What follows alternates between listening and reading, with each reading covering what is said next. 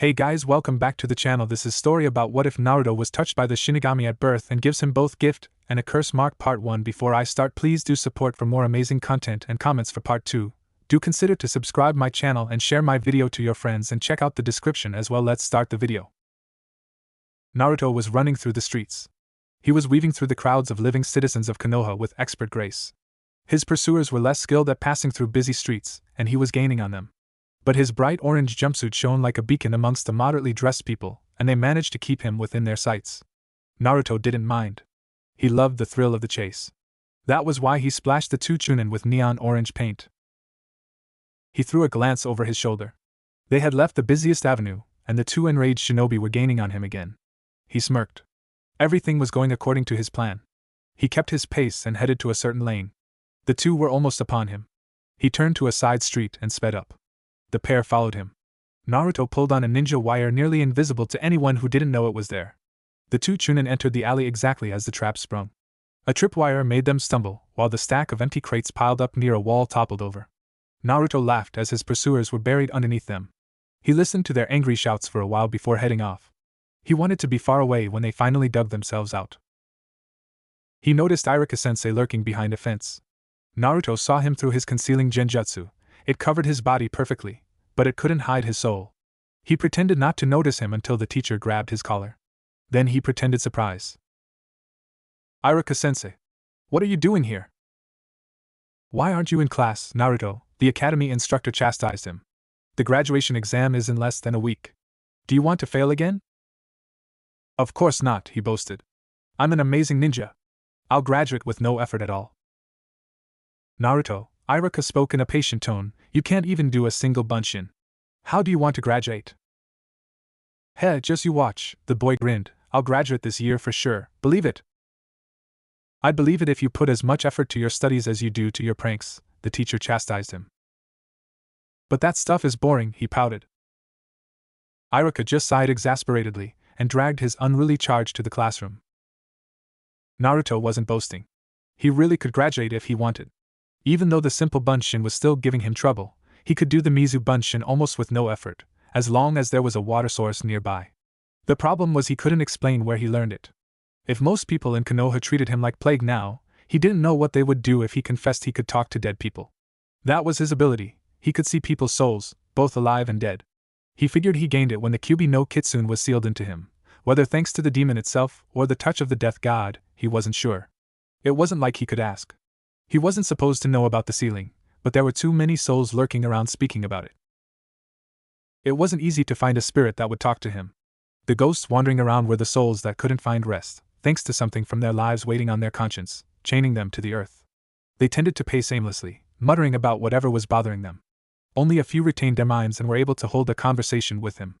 Some of them called him names, seeing him as the demon, but he didn't hold it against them. He could see the sheer terror they went through reflected in their aura. If attacking him verbally helped them find their rest, they were welcome to do so. He just hated when they touched him. It was so cold, and it sent icy shivers through his body, like the sun stopped shining for a moment. That was also the reason he wore orange and pranked people so much. He had to assure himself he was still alive and not one of the colorless cold apparitions idling around. When he met a ghost of shinobi willing to talk to him, he considered it a huge success. Some of them talked about the missions they undertook and sometimes died on, but some even showed him some of their tricks. Naruto tried his best to remember and recreate them. It made the bulk of his ninja knowledge. He had a lot of holes in his basic education, but he knew some of the advanced stuff. Naruto was sitting at his desk in the academy classroom, utterly bored as Iruka-sensei droned about the history of Konoha. Naruto! Iruka's voice hit him just as he was about to drift off. Can you tell me what was the special ability of the Shodai Hokage? Naruto had met the Shodai's ghost 2 years ago near the Hokage Tower. The founder of Konoha was really interesting to spend time with, and Naruto could boast knowing more about him than almost anyone else in the Leaf Village. But he couldn't tell. Wasn't it something with trees? He scratched his head nervously. That's not enough, Naruto, Iruka said exasperatedly. Come on, why do we even need to know such details? That's important knowledge, you baka, Sakura shouted, hitting him on the head. What was that for, Sakura-chan? He rubbed his head and made puppy eyes on her. Naruto liked Sakura. For ordinary people it was impossible to understand why. She obviously disliked him and kept hitting him on the head for the smallest offense. Random observers couldn't understand how he can be so thick not to notice she hated him and was hopelessly in love with Uchiha Sasuke. The truth was Naruto realized it very well. She just made him feel alive with her punches. Every time he felt like he was drifting into the realm of ghosts, he would annoy her, and her fist would ground him back into the world of living. He decided he would graduate this year just for her. He hoped he would get her on his team. For being a baka. Stop it, you two, Iruka yelled. We're in the middle of the class. The lesson resumed. The day of the graduation finally came. Naruto was anxious. Not that he might fail, but that he might pass. If anybody found out about that, they would be befuddled. Naruto always shouted he wanted to be the Hokage, and usually meant it, so why wouldn't he want to graduate?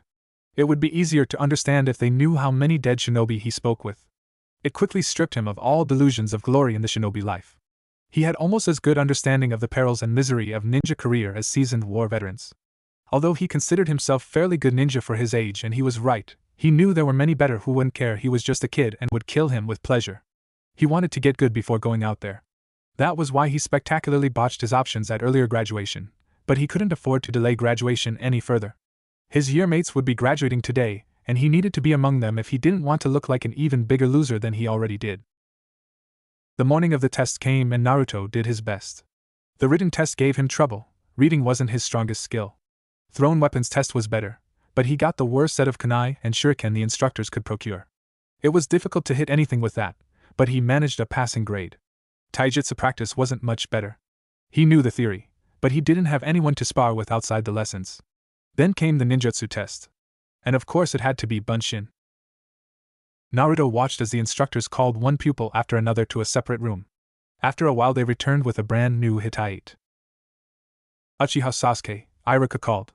The brooding boy got up and sauntered to the door accompanied by multiple ohs and ahs of his fangirls. Naruto pitied him. The ghosts of his murdered family followed him everywhere. He used to try to help him, but the last Uchiha was crystal clear on the fact that he would rather die than accept help from the class dobe. Sasuke passed the test and returned with a massive applause from his fan club. Now it was Naruto's turn.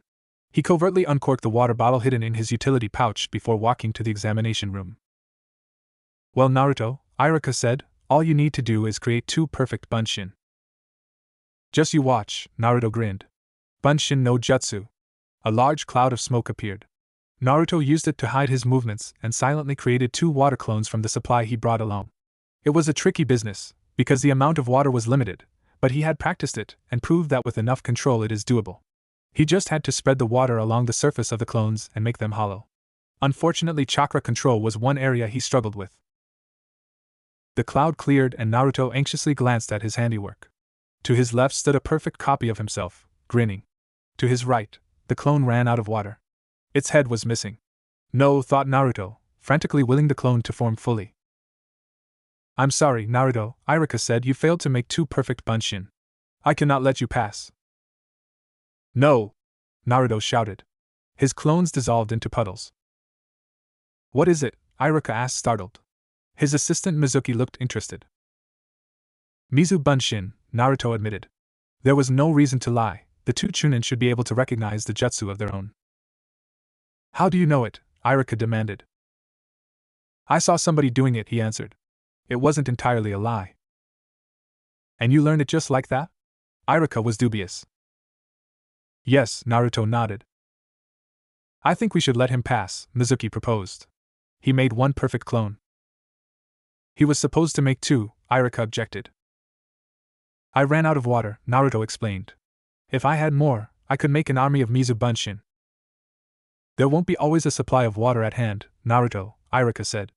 I'm sorry, but I can't let you pass. That is unless you can make 2 perfect Bunshin, and this time the regular kind, no fancy water jutsu. Okay, Naruto said, subdued. He still had chance. He concentrated and tried to create the basic Bunshin. Control, he thought. Use just the precise amount of chakra and you'll make it. The cloud of chakra dispersed, revealing 2 sickly pale and deformed apparitions keeled over on the ground. Naruto grimaced. He had made better attempts before. I'm sorry, Naruto, but I cannot let you pass, Iruka said grimly. Isn't it harsh? Mizuki asked. Naruto didn't understand why was the silver-haired instructor trying to help him. He had never cared for him before. Probably doesn't want to deal with me anymore, he decided. No, and this is final. If he can't make perfect Bunshin any time, that he just be a hindrance to his teammates, and can get them all killed. Naruto was sitting on the swing in the academy yard. He watched the happy graduates, and their proud parents celebrating today's success. Fools, he thought. They had no idea what they were getting themselves into. He reckoned most of them would be dead soon, especially Sasuke's fan club. Lot of dead fresh genin gathered around to haunt their teachers for failing to prepare them properly. The academy graduation test was wrong and narrow-minded in his opinion, when it failed him and let airheads like them pass. They should do something else, like give them a simulated mission and grade how effectively they could complete it. He could then show off a lot of skills the current test didn't even touch upon. Hello, Naruto. Hello, Mizuki-sensei. The boy slowly turned to the newcomer. Irika doesn't mean to be harsh, the teacher said, you must understand. Naruto understood. He could see Irika's love to his students, and his pain over the loss of his parents. Talking to ghosts made him surprisingly well informed. He just couldn't speak of any of this. He wants you to be prepared the best before you go out to the fields. It's dangerous out there. No kidding, Naruto thought but said nothing. But I see you are a talented boy who really deserved to graduate this year. This is why I'll tell you what Irika hid from you. There is another way to graduate. Naruto perked up. Not that he wanted to become genin so badly, but because something stunk about this situation. Mizuki never liked him, so why was he suddenly being so nice? Naruto could see the dark tones in his soul. The silver-haired instructor wasn't a good person, he was almost certain. But he said nothing and listened. It was already night when Naruto was stealthily making his way towards the Hokage Tower. It was supposed to be the best guarded building in whole Konoha, but when somebody had talked with the spirit of the architect, it was possible to find a safe way in. It wasn't easy by any means, but Naruto was a crafty young ninja and knew a few tricks to fool intruder detecting seals, thanks to another ghost who shared his knowledge with him. The window of Hokage's office wasn't closed. Naruto sneaked through the gap. He dropped to the floor and released the transformation, making him appear like an animal. This was another of his secrets. He could really change his shape, not just appearance, but when he transformed into something of different size, it was very draining on his chakra. He took a look around. Where was what he came looking for? A side door opened and the Sandaime appeared there.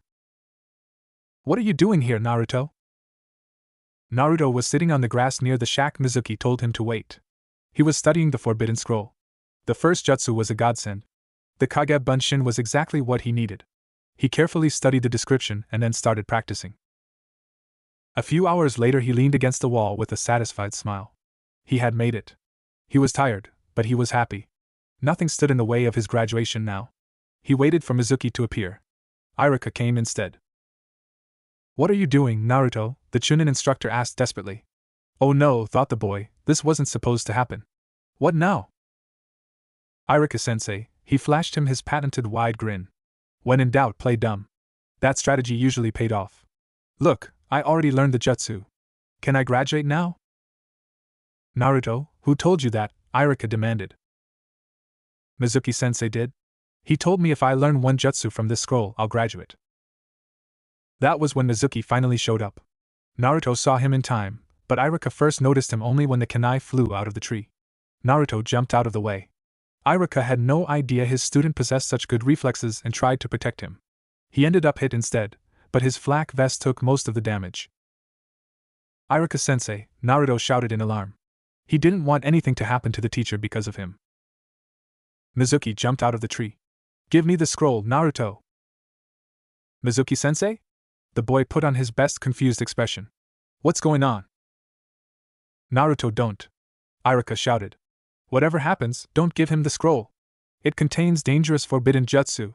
He mustn't get his hands on it. Naruto, there's no point in you having it, Mizuki smiled, so be a good boy and give it to me. No.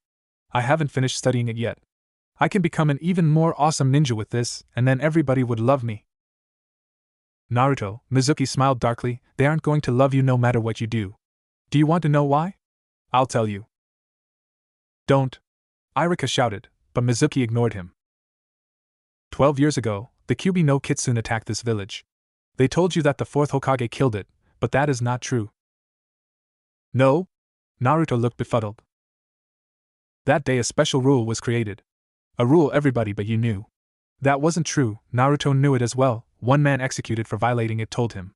The rule was never meant to be told to you. What's the rule? Tell me already, Naruto demanded. No! Iruka yelled. Mizuki chuckled evilly.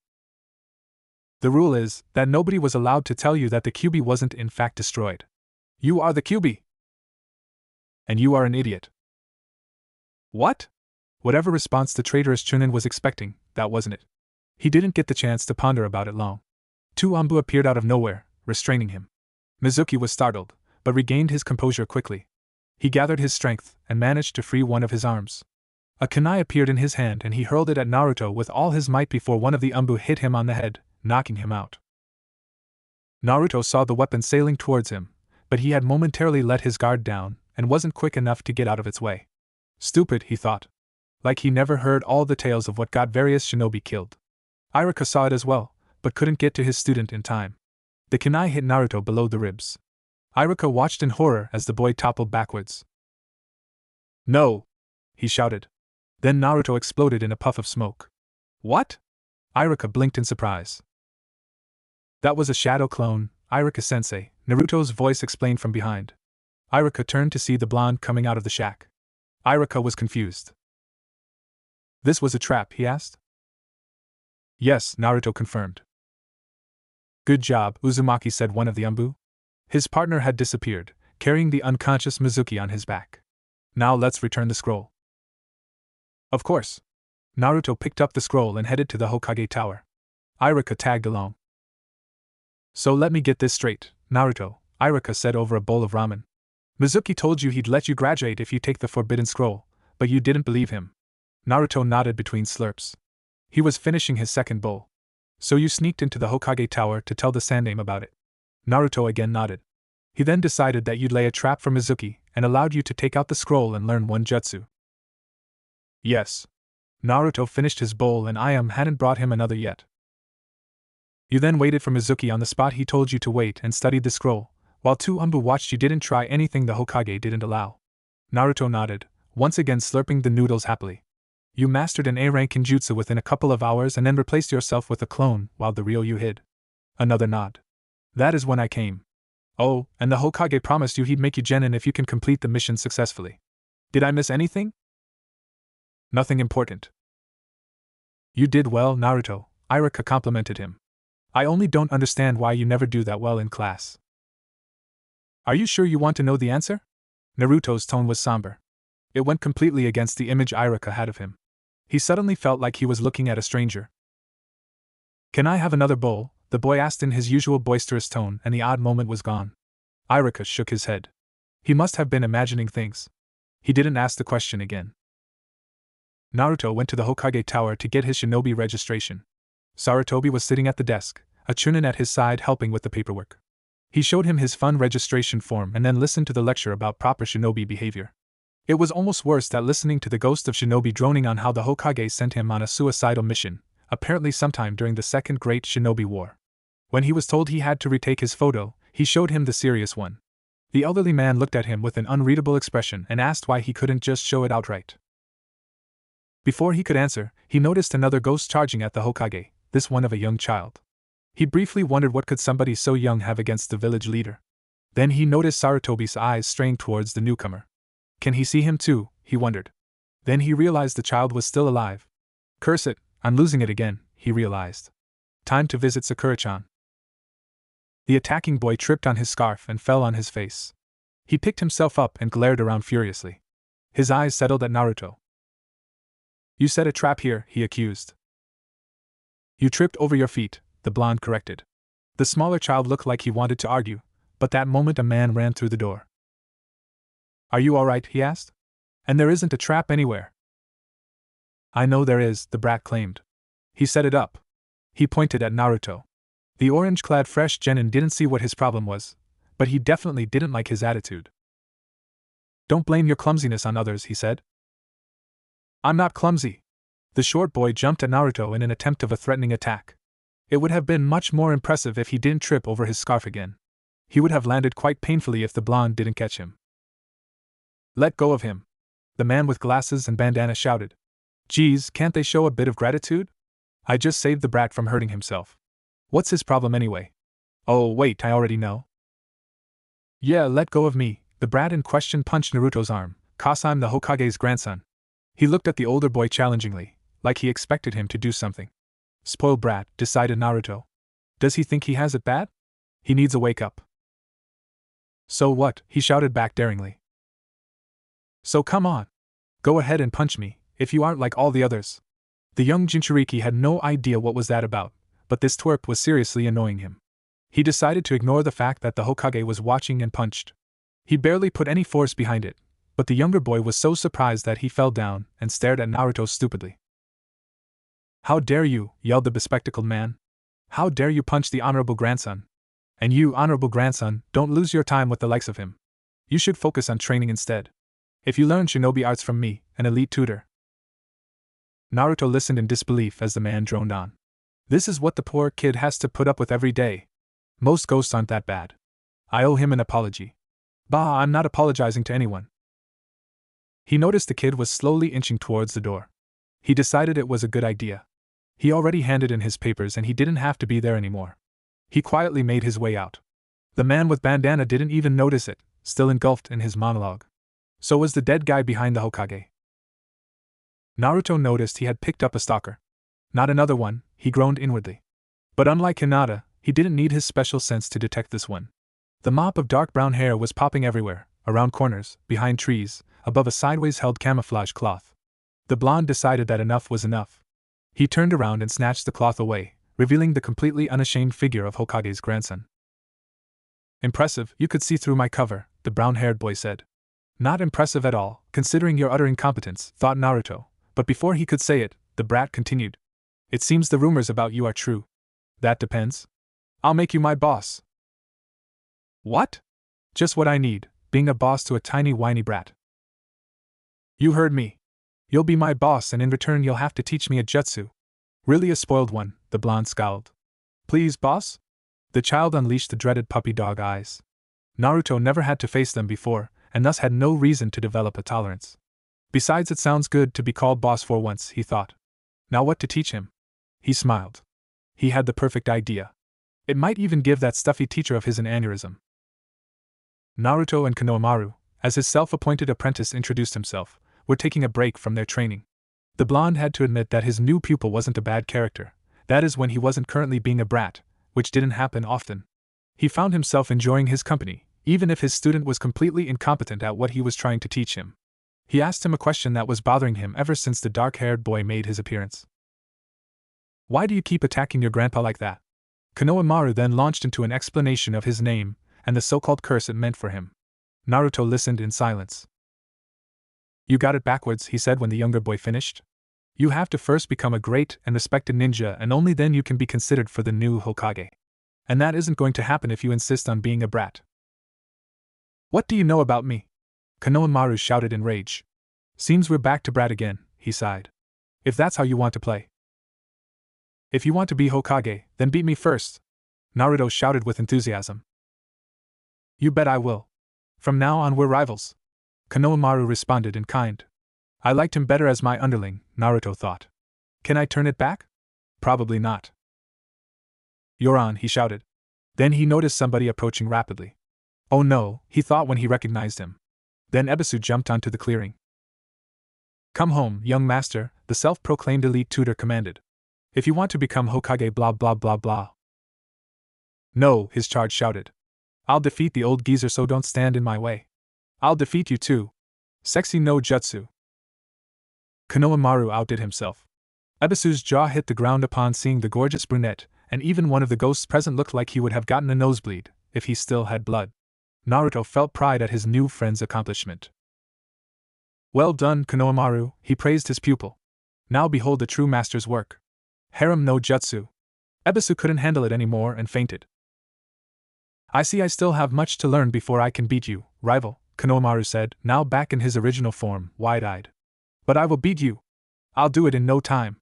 You'll see."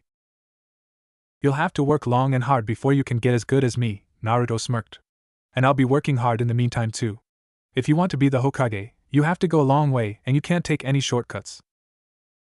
"Stop lecturing me like you know everything," the younger boy pouted. "I'm not letting you to be my boss anymore. It's dumb. Who would want to have such a lousy underling anyway?" You're not getting anywhere with that kind of attitude. I'm a real ninja now. I can't waste my time with kids who don't know what's good for them. Konohamaru looked dejected. Naruto pitied him in that moment. I might be your rival if you truly work at surpassing me. Deal, the younger boy shouted. Naruto smiled. It looked like the beginning of an interesting relationship. The day of team assignments finally came. Naruto had woken early in the morning and went through his regular training schedule. Then he encountered a ghost who seemed willing to talk, but he didn't manage to pry any useful information out of him. The blonde sighed, but wasn't too disappointed. Those things happened regularly to him. A quick glance at the sky revealed the sun high on its daily voyage through the heavenly ocean. He startled.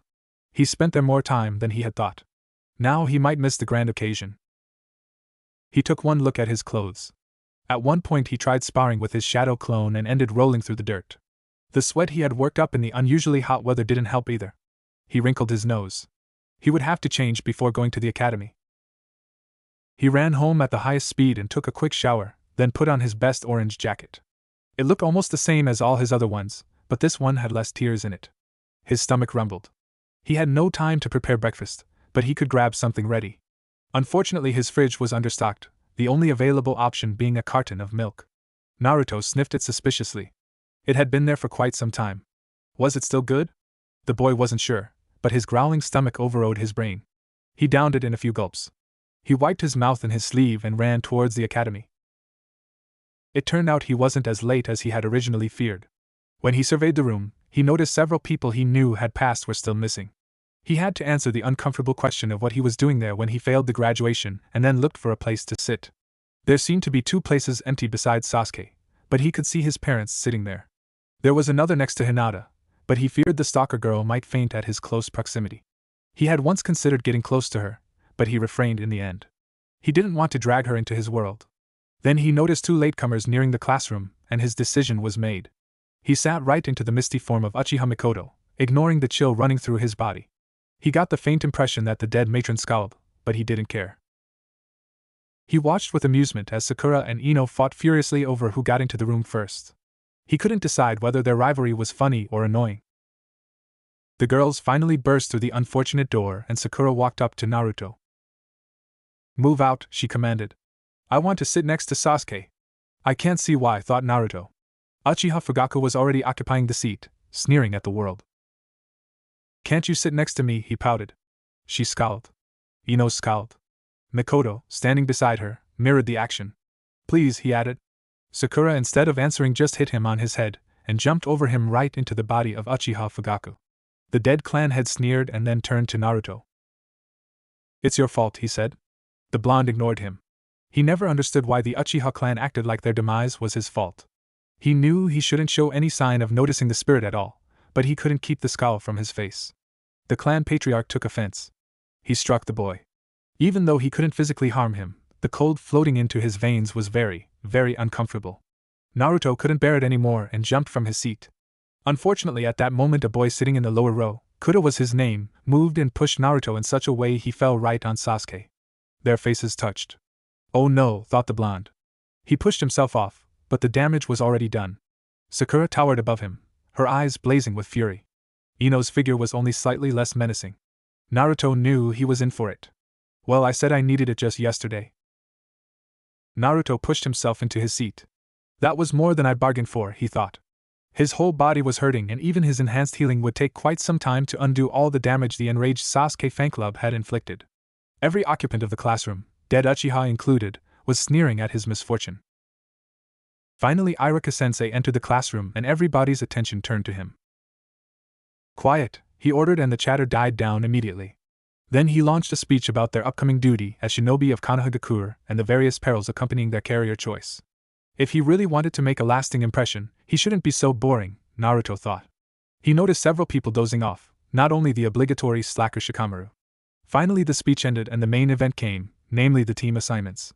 Naruto watched with mild interest as various names were called and the genin in question reacted to their placement with either joy or disappointment. He waited for his name to come up. Finally. Team 7 Uzumaki Naruto, he perked up. Haruno Sakura, he jumped with joy. Just what he had wished for. And Uchiha Sasuke. No! Was he really stuck with the entire Uchiha clan? He groaned in disappointment even as Sakura cheered on the victory of true love. Why does an outstanding shinobi like me have to be in the same team as the prick over there? Sakura looked at him like he just murdered her puppy. Good. Maybe that ridiculous display would make them reconsider the team assignments. Iruka scowled at him. Or maybe not. Naruto, the teacher started in a patient tone reserved for the slowest of pupils. Does he really think I'm that stupid? He should have learned that lesson with Mizuki. The teams are made to be balanced. Sasuke's scores were the best out of the 27 graduates, while you were the dead last. I want to see what good would his scores do to him once we're attacked by an enemy squad, Naruto thought grimly. Whose bright idea was it to let bureaucrats who probably weren't in the field since their genin days teach here anyway? Once I'm Hokage, I'm going to change it. Just don't get into my way, dead last, Sasuke muttered. That was another reason he didn't want to be on the same team with the last Uchiha. His ego was so big that it could pass as a team on its own. He said so aloud. Sakura punched him. Iruka sighed exasperatedly. He proceeded to read the assignment of Team 8, clearly considering the matter closed. In the afternoon, we'll introduce your Jounin senseis, said Iruka once everyone was placed on a team. Until then, take a break. The students started to disperse, discussing the pros and cons of their new squads. Sasuke rose silently and walked out of the door, Sakura following him like a lost puppy. Sasuke pretended she didn't exist. Naruto scowled. This wasn't good. They were supposed to be a team and they weren't able to get on with each other. That would make them fail their sensei's test for sure.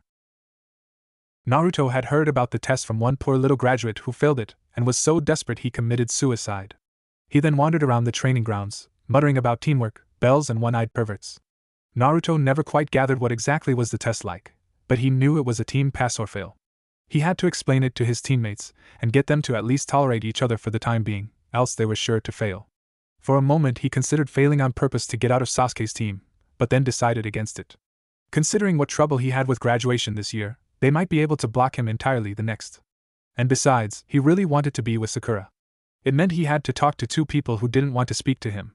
He sighed and went to search for his wayward teammates. He found Sakura easily. She was sitting alone on a park bench, looking dejected. Sasuke had obviously given her the slip. He walked up to her. She gave him an angry glare and proceeded to ignore him. This wouldn't do. Hello, Sakura-chan, he greeted her. She didn't deign him with an answer. Can I sit with you, now we are teammates? No. Her tone didn't leave any doubt she really meant it. That wasn't good. I need to talk to you, he announced. Get lost, she scowled. It's important, he said seriously, but she was unimpressed. I'm not interested. It's about the team. He couldn't give up. It didn't sit well with her. I said get lost. Her cute face scrunched in annoyance. That's a bad attitude to have, Naruto couldn't help but say. It wasn't the smartest thing to do. I said shut up, Baka. Sakura cracked her knuckles. Do you want to stay in the team with Sasuke? He fired his most powerful weapon. She hit him. Leave me alone, the pink-haired girl shrieked. I'd won Sasuke's heart a long time ago if you weren't interfering all the time. I don't want to have anything to do with you. That's a problem, he pointed out. We're teammates now, remember? Get lost. Her eyes were blazing with fury. Naruto realized that reasoning would get him nowhere and left. He tried to talk to Sasuke, but he doubted he'd get a better response. He found the dark-haired boy on a balcony, eating his lunch and brooding. His family stood with him and greeted Naruto with icy glares. Sasuke simply ignored him. I need to talk to you. No reaction. Naruto mused whether it was better or worse than Sakura. Our Jounin-sensei will give us a test to see whether he'd take us or send us back to the academy. I don't know what the test is, but it's a test of teamwork. Whole team either passes or fails. Sasuke didn't show whether he heard him at all, but Naruto thought he noticed a glimmer of interest in his eyes, but with the Uchiha it was hard to tell. He hoped it wasn't just his wishful thinking. That's all. I'll be going. Sasuke continued eating his lunch. Naruto could only pray that he remembered his words. He didn't dare to hope that Sasuke would take them to his heart. After all, an Uchiha would never take advice from the class dobe. Naruto returned to where Sakura was still sitting. If she didn't want to talk to him, she sure would talk to Sasuke. The dark-haired boy was still preoccupied with his lunch and was unlikely to show up anytime soon. He was unlikely to show up here at all, period. He took a deep breath and performed the henge. He had a funny feeling in his stomach, but he wrote it off as anxiousness. He walked up to Sakura. The girl started glowing when he neared her. Naruto briefly wished she looked at him that way. Hello, Sakura, he said, trying to sound as uncaring as he could. As Sasuke-kun, the girl blushed. Her green eyes were full of hope. Naruto suppressed the urge to groan. Was that how their team was going to be? There were dead fangirlish excuses for Kunoichi running around everywhere. Sakura, I have to talk to you about the team. Yes, Sasuke-kun, she beamed. We're together. Isn't it wonderful? It is. Sakura shone like a light. Naruto got a bad feeling in his stomach. Come to think of it, the feeling in his stomach had been going progressively worse for some time. He had to admit it wasn't only anxiousness. But he had to finish this talk, then he could go. And if you want to stay on the same team with me. What do you mean? The pink-haired girl interrupted. Of course I want to stay with you. I love you, Sasuke-kun. That's well, he nodded approvingly. So if you want to stay on the same team with me, you'll have to do as I say. Crap, I didn't mean it to sound that way. Of course I'll do anything you say, Sasuke-kun. Sakura's expression revealed she thought of being kissed. That girl does have a one-track mind, thought Naruto. And I have to finish it soon, I'm getting worse. Well, later today. We'll go on a date? The pink-haired girl looked so hopeful he felt like a villain for crushing her expectations. No. Sakura looked utterly dejected, but he could find no sympathy for her in himself. His stomach was seriously aching now and the pink airhead was stalling him with her fangirlism. What I meant to say was that after the Jounin-sensei comes to pick us up crap, thought Naruto as his stomach rumbled. Screw the talking, he had to go pronto. I'll tell you later, he said and ran towards the facilities. He ended up staying too long there, all the time cursing the spoiled milk he had drunk for breakfast. Why couldn't he go hungry? If it makes them fail the test. When he finally dared to leave the toilet, the break was almost over. Sasuke had finished his lunch in the meantime. Sakura had spotted him and trailed after him, making an utter fool of herself. He could only follow them into the classroom and wait for the Jounin to come. They had been waiting for hours now. All the other teams had left with their senseis, only theirs didn't show up yet. Even Iruka-sensei had gone home quite some time ago, so it was only the three of them and Sasuke's dead family now. They had made no secret about their displeasure with Naruto being on the same team as Sasuke, and they had quickly driven the orange-clad boy into the furthest corner of the room formed the last Uchiha. The two living occupants of the classroom were ignoring him, Sasuke brooding, Sakura staring at Sasuke. Naruto was getting jittery. He had to sit here, he couldn't get out because their tardy sensei could show up anytime, he couldn't talk to his teammates, because they didn't want to talk to him, he couldn't train inside the classroom, because he wasn't sure how much he can trust those two. Oh, and he really shouldn't break all the furniture as well. There was only one thing left to do and he wasn't sure whether pranking their new teacher was a good idea. He was nearly convinced it wasn't, but the boredom and the glares were slowly driving him out of his mind. It didn't take long for him to reach the stage when he couldn't restrain himself any longer. He got up from his seat and looked around for things he could use. There wasn't much in the nearly empty classroom, only some chalk, one blackboard eraser and a pointer. There weren't even any papers in the teacher's desk, Iruka had taken them when he left. What are you doing, Naruto? Sakura asked in an accusing tone. The blonde ignored her. He took the biggest chunk of chalk and inscribed something onto it with a saman. Then he placed it over the door. That's what he gets for being late, the orange-clad boy answered. I'm not involved in this, the pink-haired girl declared, but Naruto noticed the glint of amusement in her eyes. Like a Jounin would fall for such a stupid trap, Sasuke scoffed. His family was scowling at the demon vessel, but that was nothing new. Then the door slowly opened and the chalk fell right onto the head of a masked man. The chalk promptly exploded and Naruto had to laugh at the look at the masked ninja's face. His expression was priceless even though only one eye was visible from his whole face. The only downside was that the chalk was almost invisible in his silver hair. He got you good, Kakashi, snickered the ghost of a boy behind the silver-haired Jounin. Naruto immediately took a liking to him. Then he recognized the fan symbol on his collar. Another Uchiha? Oh no. But those already present barely spared him a glance, and it wasn't friendly. Just what was it with them? I'm sorry, sensei, I tried to stop him, Sakura stammered. Liar, Naruto thought. She was barely restraining herself from laughing at the sight of the ninja frantically trying to get the powder from his hair. Sasuke looked even more brooding than ever. His family, on the other hand, was clearly furious. What is he doing here? How dare he? The thief! And the traitor! Death to the both of them.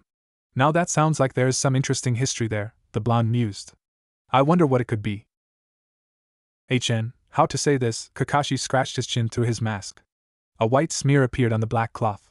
My first impression of you is I don't like you guys. What? The Uchiha boy behind Kakashi shouted. They're wonderful. Just like we were. Or is that why you don't like them? If only Sensei was here. Sakura seemed downtrodden. Sasuke, his usual broody self, the dead Uchiha clan, was scowling fiercely than ever before. Meet me at the roof in 5 minutes, he ordered, and disappeared in a swirl of leaves. I wonder how long we'll have to wait for him this time, Naruto mused. It's not like the trip up there takes any more than a minute. As he walked up, another thought occurred in the blonde's mind. He's one-eyed and late. Could he be the same guy the dead kid was talking about? I hope not, because if he is, then we're in a world of trouble. They had been sitting on the rooftop for only a quarter an hour when the silver-haired man finally decided to show up. His mask was pristine black. Good work with the chalk, the Uchiha kid following him told Naruto. He had to go home for a new mask. Naruto smiled at that. The dark-haired boy with goggles was startled. You can see me? Naruto nodded slightly. Wonderful, he shouted. The rest of Uchiha clan was watching disapprovingly. The boy stuck out his tongue on them, to the amusement of Naruto. Anything funny? Kakashi asked. The blonde shook his head. Sakura scowled at him. Stop it, Baka. Sorry, Sakura-chan. He flashed her his biggest grin. She scowled deeper. Some people were impossible to please. Well, now everyone is paying attention, the Jounin started. Let's begin with introducing ourselves. What do you want to know? The only living girl here asked.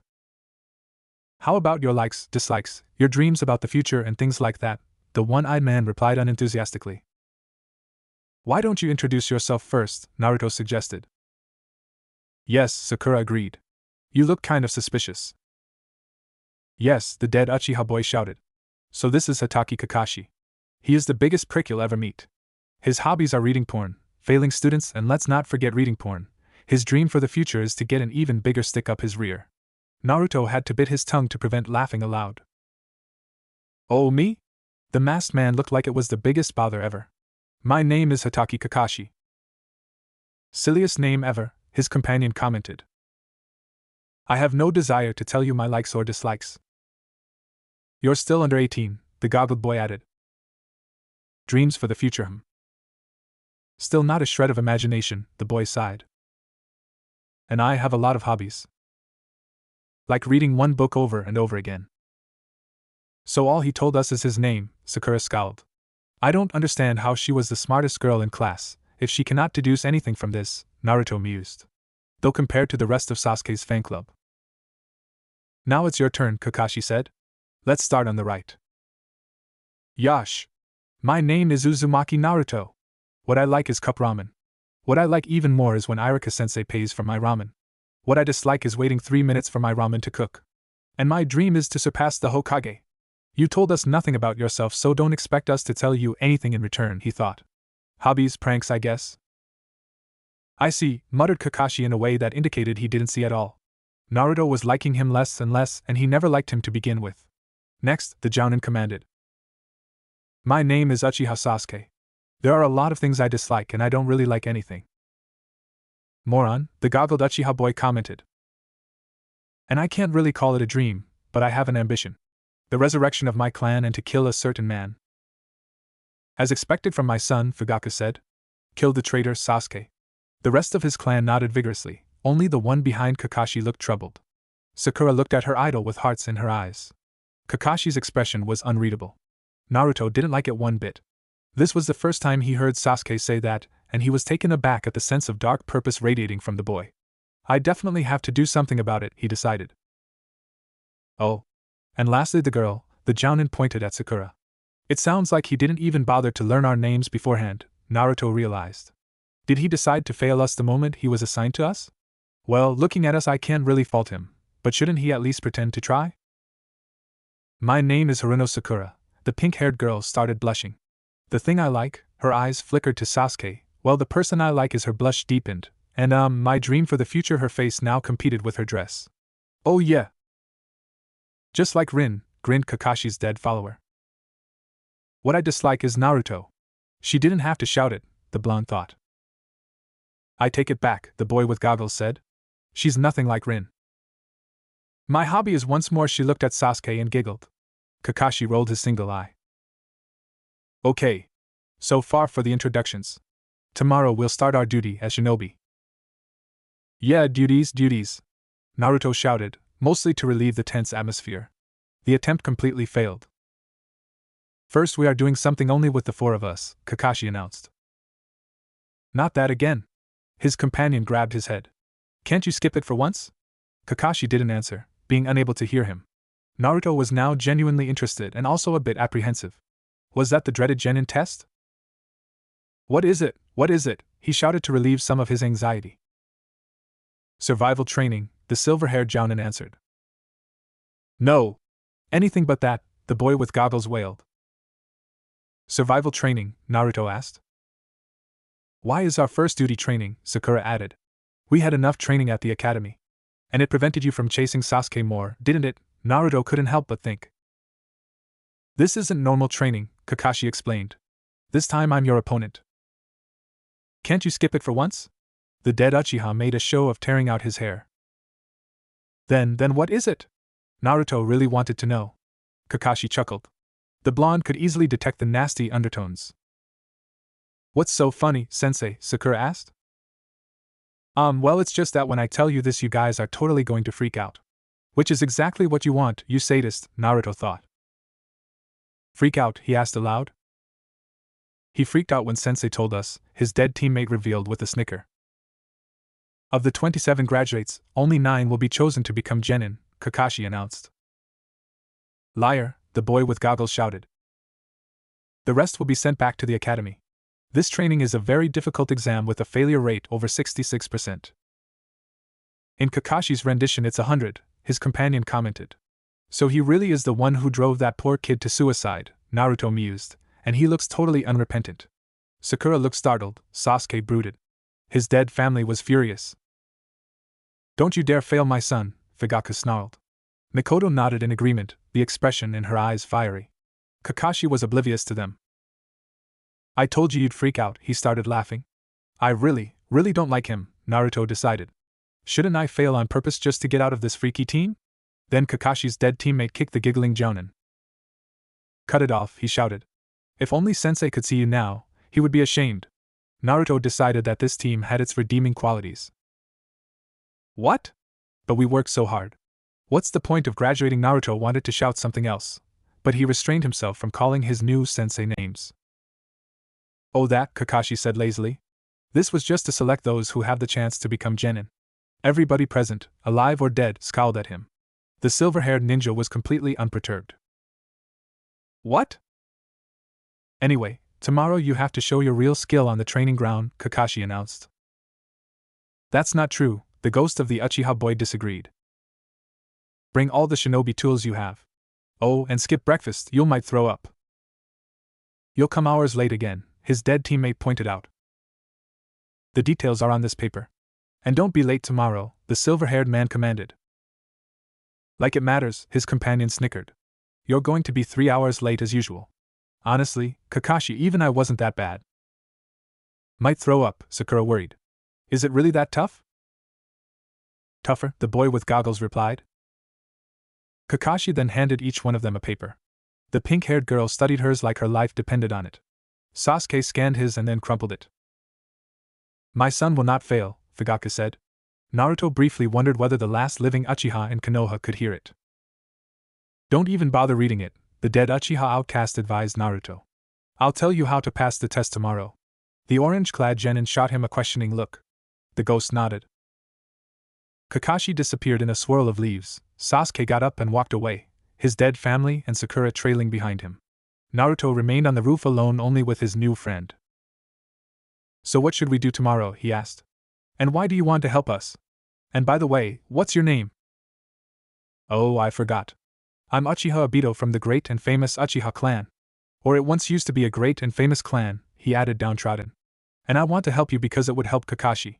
He really needs to get a life, even if it means getting stuck with your jerks of teammates. And besides, it would be wonderful to finally have someone to talk to. That it would, Naruto agreed. But don't you mind Sasuke's entourage? I noticed they weren't looking at you too friendly. Bah, Obito shrugged, that doesn't bother me. They did it as long as we were alive, there's no reason for them to stop now that I'm dead. But enough about me for now. I'll tell you about the test quickly before I have to go haunt Kakashi again. That man really cannot be left alone, lest he does something stupid. Naruto laughed heartily. This ghost was enough to endure the rest of his team for. Kakashi sat alone in his flat. He mused about the team he was assigned today. The Hokage really wanted him to pass them, he could tell that much. But truth be told, he wasn't impressed. It began when the Hokage took him to see Naruto's flat. He noticed the bottle of spoilt milk on the table. How can anyone actually drink this? 10 points down for lack of situational awareness. And when he saw him in person, dressed in an orange eyesore he probably thought passed off as jumpsuit, prattling on about ramen and more ramen, he couldn't see how the boy ever graduated. Then there was the matter of the last Uchiha. He was Obito's last surviving relative, and Kakashi was tempted to pass him just for that, but when he saw him, he had to change his opinion. Sure, he seemed to be the most competent shinobi out of the three of them, the only competent at all, but his fixation on killing his brother was unhealthy, bordering on an obsessive disorder. Scratch it, it probably was an obsessive disorder. The child should be in a mental ward, not the field. And the third member of the team, he shrugged when he recalled the only kunoichi among his students to be. The girl only thought about her love interest, completely forgetting about everything else. Even Rin wasn't as bad with her crush on him. Well, the crush maybe was, but at least she was a competent medic. Sakura didn't seem to have any redeeming quality. Girls like her usually didn't survive their first battle. And let's not forget about the essence of every squad teamwork. Better not even go there. For one team member to openly admit to hate her teammate, that was unprecedented. They fully deserved to fail for this alone. Even he never did that to Obito, only berated him for his failings. Well, Obito would disagree, but Kakashi wouldn't hear him, so it didn't matter. Really, he would be doing them a service by failing them tomorrow. Such stupid punks wouldn't be able to survive in the field anyway. He understood what the Hokage was trying to do, give him a squad that would resemble his old one. Well, it wasn't working. If anything, it made the situation even worse. They were a twisted caricature of what his team used to be, and even looking at them hurt. Especially Naruto. His sensei gave his life and soul for Konoha, for creating a warrior to protect it, and his sacrifice was wasted on the orange idiot. It was disgusting. It was all he could do to restrain himself from kicking the annoying goofball there and then. The only thing that helped him accomplish the feat was the thought of what he would do to him tomorrow. Yep, 1,000 years of pain were definitely on tomorrow's schedule. Then Obito entered the room, unnoticed by its other occupant. "Hey Kakashi," he shouted in his face. "You're going to pass them tomorrow, understand?" No reaction. Obito sighed. "Are you brooding again? You know this isn't good for your health. You really should get a life." Kakashi didn't hear him. The dead Uchiha scowled. "You're ignoring me just like you always did. Typical. Waste your time remembering things long gone. You know what? I didn't die to save you just so you can waste your time away. Do you hear?" He didn't. The boy with goggles sighed in exasperation. "Brood all you want, Kakashi, but if you fail them tomorrow, I'm going to haunt you for the rest of your life." He conveniently forgot the fact that he was already doing it, to absolutely no avail. Kakashi didn't react. He never did. That never stopped Obito from repeating the same speech every day. He was persistent, and it wasn't like he had anything better to occupy his time with. Maybe once he could get through to his teammate.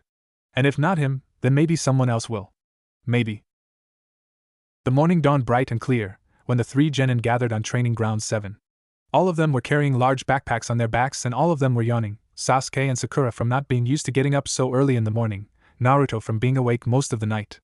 After Obito had told him how their team did the test and how Kakashi administered the test to every one of his assigned teams, he spent the afternoon scouting the training grounds, thinking up possible strategies and setting up traps. It always paid off to be prepared, and even if they should fail today, he was going to give their Tardy-sensei a run for his money. He was only a bit disappointed that it didn't occur to his teammates to at least take a look at the training grounds beforehand. It wasn't like they slept through Irika's lessons about always being prepared. Was Sakura too busy bothering Sasuke and Sasuke too busy avoiding her that they didn't have the time? Or was it because Sasuke was the awesome Uchiha, and he didn't need to prepare in order to pass? It didn't really matter anymore. Naruto glanced around and saw Kakashi's soul through the foliage, sitting near the memorial stone Obito had told him about. The ghost was there as well. When he saw Naruto, he glided over to him, much to the displeasure of Sasuke's dead entourage. "Hello," he greeted. "Are you ready for today?" Naruto nodded. "Good," Obito smiled. "It's about time somebody showed up the jerk, isn't it?" Naruto nodded again. "Say something, dude." Naruto just shot a glance at his teammates. Sakura shot a strange glance at him. Naruto stood up and started walking away.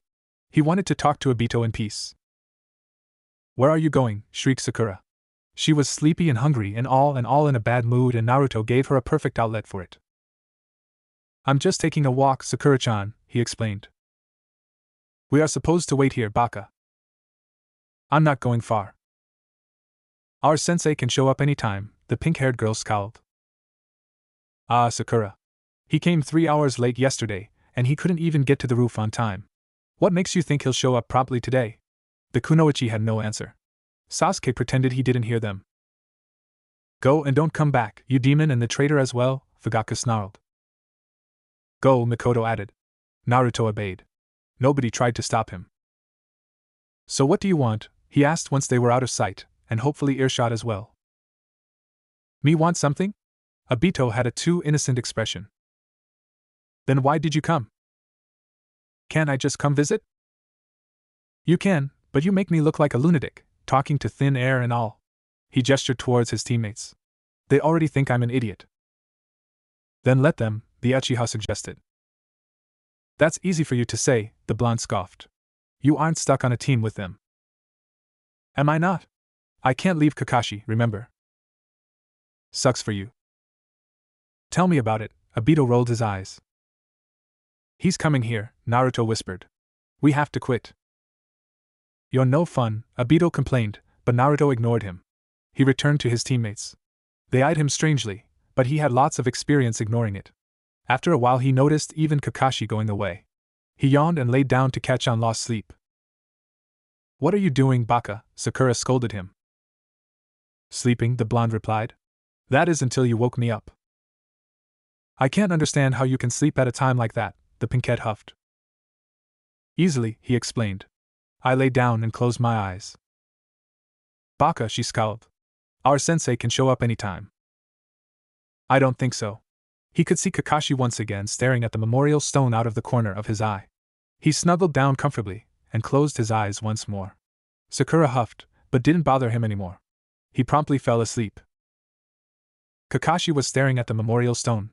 For one time, he wasn't reminiscing about the past, but about the 3 genin currently waiting for him. They would call him tardy and lazy, but he had actually a good reason for not coming on time today. It was a part of his test. You would weep if you could see them, sensei, he thought. They're pathetic, nothing like we were. Sure, Rin had a crush on me the size of Hokage Monument, but even she had nothing on Sakura. And Sasuke. He's so cold and obsessed. I know I was bad, but surely not like that. And Naruto. He's a joke. What is he even thinking, talking to thin air? Is he insane or what? How can somebody like him have anything to do with you? It hurts just to look at him. It feels like you died in vain. And their teamwork, or rather lack of. It got even worse since yesterday. I gave them time to learn to work together, to make a strategy, and what did they do? Nothing. Absolutely nothing. Sasuke's brooding and probably plotting ways to kill Itachi, Sakura is fawning over him, and Naruto is sleeping. And they call themselves shinobi? I don't know whether to laugh or cry. Never mind. I'm going to fail them and then I won't have to hear about them anymore. The council can go screw themselves for all I care. In fact, it would be hilarious watch them pop a vein or two. You would love it too, wouldn't you?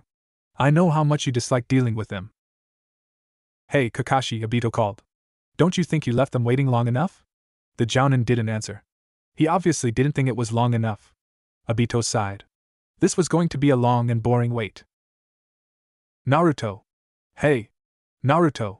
Wake up! The shouting and a feeling of cold were what woke the blonde up. Obito was kneeling above him, trying to shake him and failing, since he had no physical body. I'm awake, he mumbled. Sakura looked at him strangely. Good, Obito said. Kakashi's coming your way. There was no need to say it. Naruto could already see for himself. Then the silver-haired Jounin appeared in front of them. Hey guys, good morning, he shouted. You're late, Sakura and Naruto shrieked in unison. Kakashi didn't even acknowledge their outburst. No excuse, Obito raised an eyebrow. You're slipping, Kakashi. The man in question ignored even that and put an alarm clock on a nearby log. Naruto smiled inwardly. So far everything went like Obito had told him. Okay, it's set for noon, the masked man announced. Then he showed them 2 bells tied with strings. Here are 2 bells, he said like they couldn't see them for themselves. Your task is to take these from me before the time's up. Those who don't have bell by noon get no lunch. I'll not only tie you to one of those stumps, but I'll eat my lunch right in front of you. It's official, Naruto thought, he is a sadist. Sasuke's and Sakura's stomachs rumbled. Naruto had done as Obito told him and ate his breakfast. You only have to get one bell, Kakashi continued. There are only two, so one of you would be definitely tied to the stump. And the person who doesn't get a bell fails, so at least one of you will be sent to the academy. Most likely all three, Kakashi thought. Liar! Liar! Liar! Obito chanted. His dead clansmen scowled.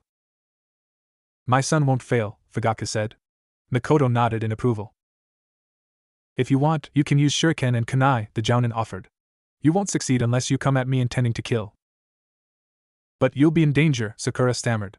And she seemed so clever at the academy, Naruto thought ruefully. What does she think a bunch of fresh genin can do to a seasoned jounin? Yeah, you're so slow you can't even dodge a chalk, he couldn't help but remind him. We'll definitely kill you. The traps I've set beforehand should help a lot. In the real world, those with no talent often bark the loudest, Kakashi said in a tone reserved for the slowest of children. So far so good, Naruto thought. He's already underestimating me. You're in for a surprise, Obito shouted, but his warning fell on deaf ears. Well, ignore Mr. Dead last and start when I say. Naruto scowled while inwardly he was laughing with glee. So far Kakashi had been reacting just as he expected. Time for the next part for the plan. He put on a furious expression. He didn't even have to pretend. The one-eyed man was seriously pissing him off. He withdrew a kunai and jumped straight at Kakashi. And exactly as he expected, the jounin blocked his attack and twisted his arm around, so that the kunai was now pointing at his own neck. Naruto wriggled, trying to get free, but the silver-haired man held him steady. Calm down. I haven't said start yet. Sakura was watching it in disbelief. Geez, you would think she never heard about jounin before, Naruto thought.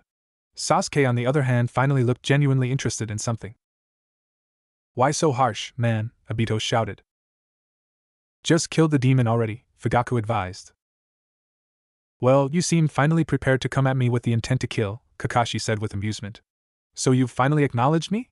Hee hee, it seems like I'm finally beginning to like you guys. He sounded utterly insincere. Come on, Kakashi, Obito prodded. Aren't they adorable? Kakashi finally released his captive. Naruto scowled, massaging his wrist. Inwardly he was doing a victorious jig.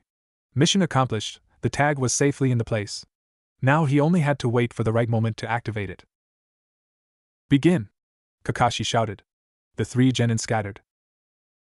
Kakashi stood alone in the middle of the field. He couldn't see any of his students, but that didn't mean he didn't know where they were. He was a jounin for a reason while they were still genin. The most important thing for a shinobi is to be able to hide yourself, he said.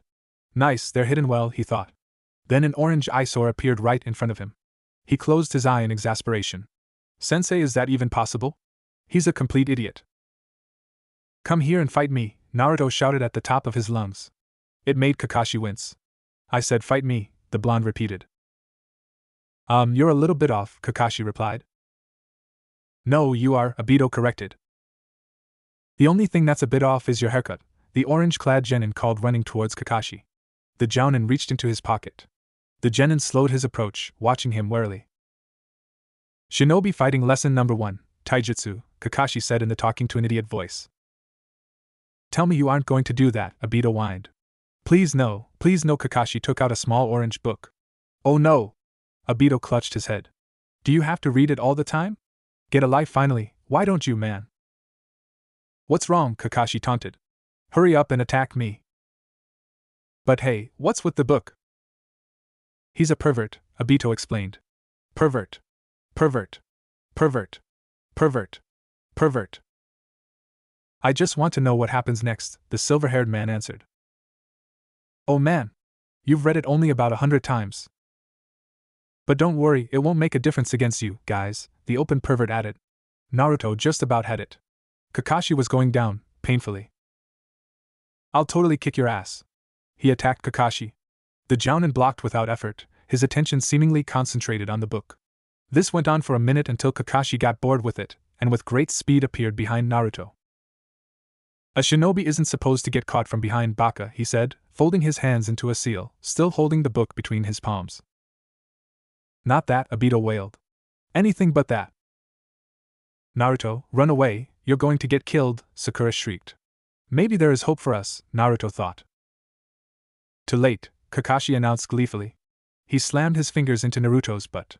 Hidden Leaf Ancient Taijutsu style, 1,000 years of pain. This actually has a name, Naruto wondered before his clone dispersed, and he was hit with very painful memories. Ouch. How comes this isn't a kenjutsu? There must be some law prohibiting doing that to children. Kakashi was surprised. I was fighting a clone all the time? I didn't even notice. But where is the real one? He got you, Obito danced around.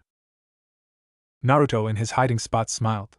He had gathered a lot of information about Kakashi's fighting style, and he discovered that Sakura might be willing to cooperate after all. Things were looking up. Then Sasuke decided to attack. It seemed like the perfect opportunity. Kakashi was distracted, puzzling over what Naruto had just done. He launched multiple shuriken at him. Kakashi batted them away without even looking. A set of kunai came after that, and this time the jounin was hit. Or so Sasuke thought, because the next moment he turned into a log. Kawarimi? Crap. He now knows where I am. He quickly jumped from his hiding position, but it did him little good. Kakashi appeared right in front of him, the infernal book in his hands. So, the village's most powerful clan, the Uchiha clan. This could be interesting, he drawled lazily. Sasuke's only response were thrown shuriken. Such obvious attacks are useless, Kakashi taunted. That was when he noticed one of the projectiles cutting a wire. A trap? A number of kunai sailed towards him. He evaded without trouble. The Sasuke jumped at him and engaged him in close combat. Naruto was running through the woods. He could see Sakura's soul in front of him clearly. It didn't take him long to reach the girl. Sakura-chan, he whispered. What do you want, Baka? Do you want to pass? Of course. Then we have to cooperate. Cooperate with you? She scowled. I won't let Sasuke fail. You won't. Whole squad either passes or fails. What? But Kakashi-sensei said. And you believed him. He is testing our will to stick together by pitting us against each other. And I'm supposed to believe that, Baka? You're just trying to separate me from Sasuke-kun, so you'll have me all for yourself. That's not true, Sakura-chan. Liar! She hit him on the head. This way you're going to fail and be separated from Sasuke for sure. Hey, are you hungry? I brought some food. He showed her a box of onigiri. Sakura's stomach rumbled loudly. You brought food? But Kakashi-sensei said. And once again you believed him. He lied once, why can't you believe he lied again? But he's our sensei. And he's testing us. Eat up.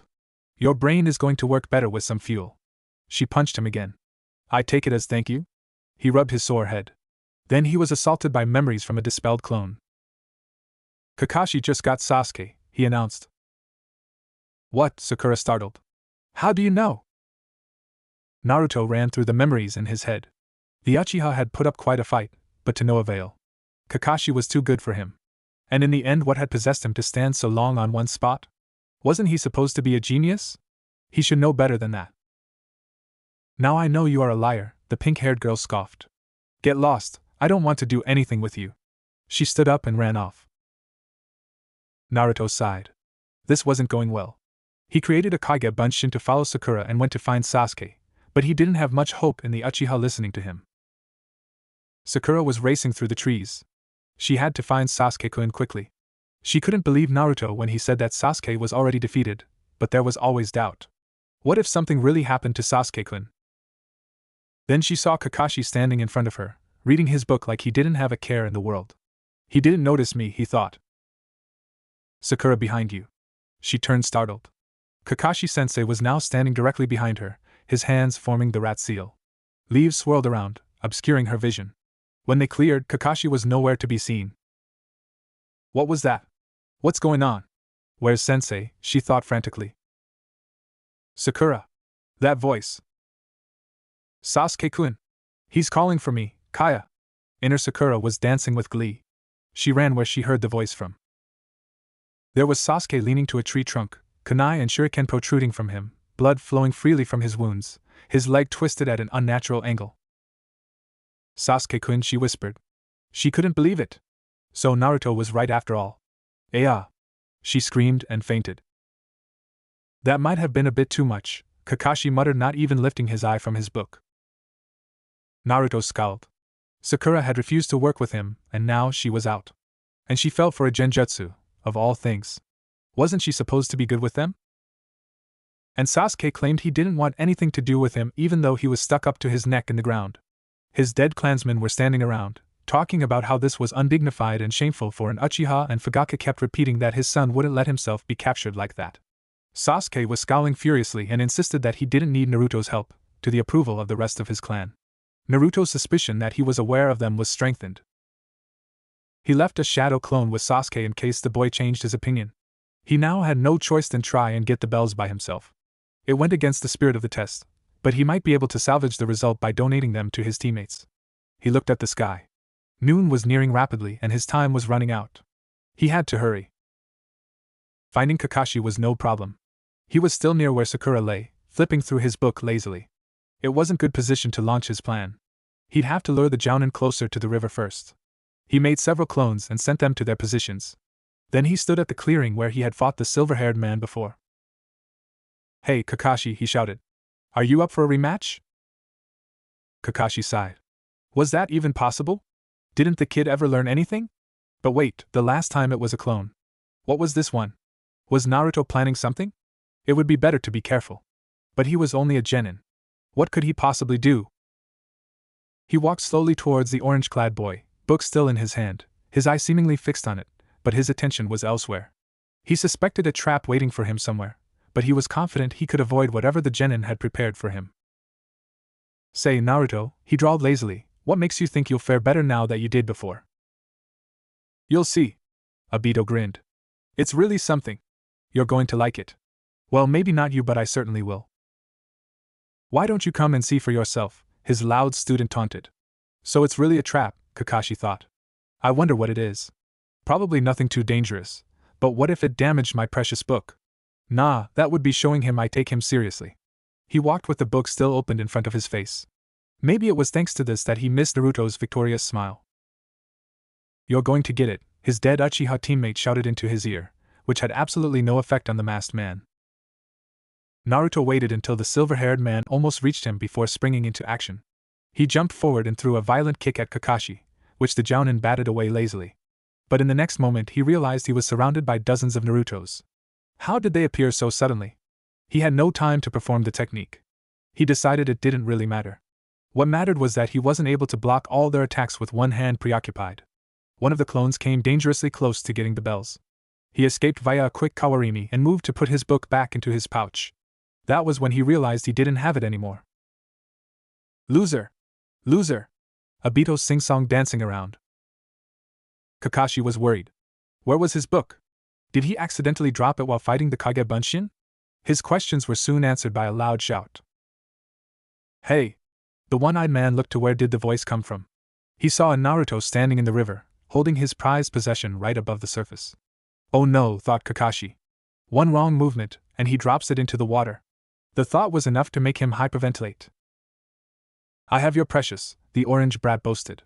"I'll return it to you for your bells. Oh, and try something and I'll throw it into the river." It sounded like a fair trade, but the genin had made a grievous miscalculation. He had touched Kakashi's pride and love. Such action couldn't go unpunished. Meanwhile, the blonde was feeling quite pleased with himself. He had successfully lured his sensei into an area littered with transformed shadow clones.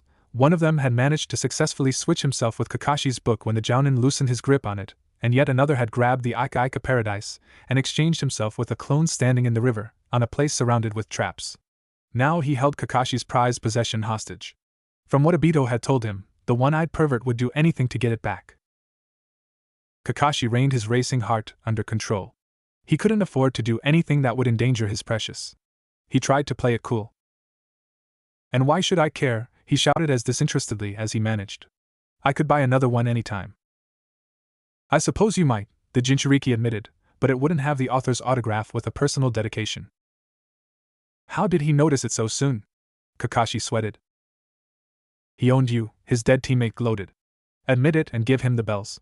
You must know you lost." Kakashi refused to admit he had lost. Not to a genin. His reputation as an elite Jounin of Konohagakure was at stake. If his peers ever got wind he got bested by the village's idiot, he would never hear the end of it. He was going to show that little upstart his place. But the situation was dire, and he had to approach it with utmost caution. That was why he did something he would never admit to doing when facing somebody below Kage level. He reached to his headband and uncovered his left eye. "So you like my present," Obito squealed. "But aren't you ashamed of yourself using it now?" The living man, quite predictably, didn't respond. He opened his left eye. The red pupil with 3 spinning tomo was revealed. "I can see!" Obito rejoiced. "I can see!" The only Sharingan user in Konoha surveyed the terrain around the Naruto holding his love prisoner. Several clones were standing guard around him and bright spots randomly scattered around indicated places with high chakra concentration. Some kind of traps, he mused. I wish I knew what exactly those are. Too bad I can't see through things, now it would come handy. Never mind. If I know where they are, I can avoid them. With that thought he covered his Sharingan again. "I can't see," Obito wailed, clutching at his eyes. "I can't see. It's bad." Kakashi silently moved from his position. He had gathered enough information about the enemy, now was the time to act. A brief analysis of Naruto's defense was enough to show a glaring weakness. It was concentrated on the ground. He didn't see anything that would protect him from an attack coming from underwater. With his experience, the elite Jounin really should have known that not seeing something didn't mean it wasn't there. He reached the river not far from the Genin's position, but he was hidden by a turn in the river. He quietly slipped underwater. It was cold and he couldn't see more than an arm's length ahead, but he was used to worse. He stealthily swam towards where Naruto stood. He oriented himself by his chakra signature. It was impossible to miss. He was almost there. Only a couple more strokes and he'd be in position to attack. He'd save his precious and he'd show that little twit why he shouldn't have messed with him. Then his hand hit a ninja wire, completely invisible in the murky water, and he realized he was out of time. He jumped forward, or at least tried to. His feet found no purchase on the muddy bottom, and he slipped.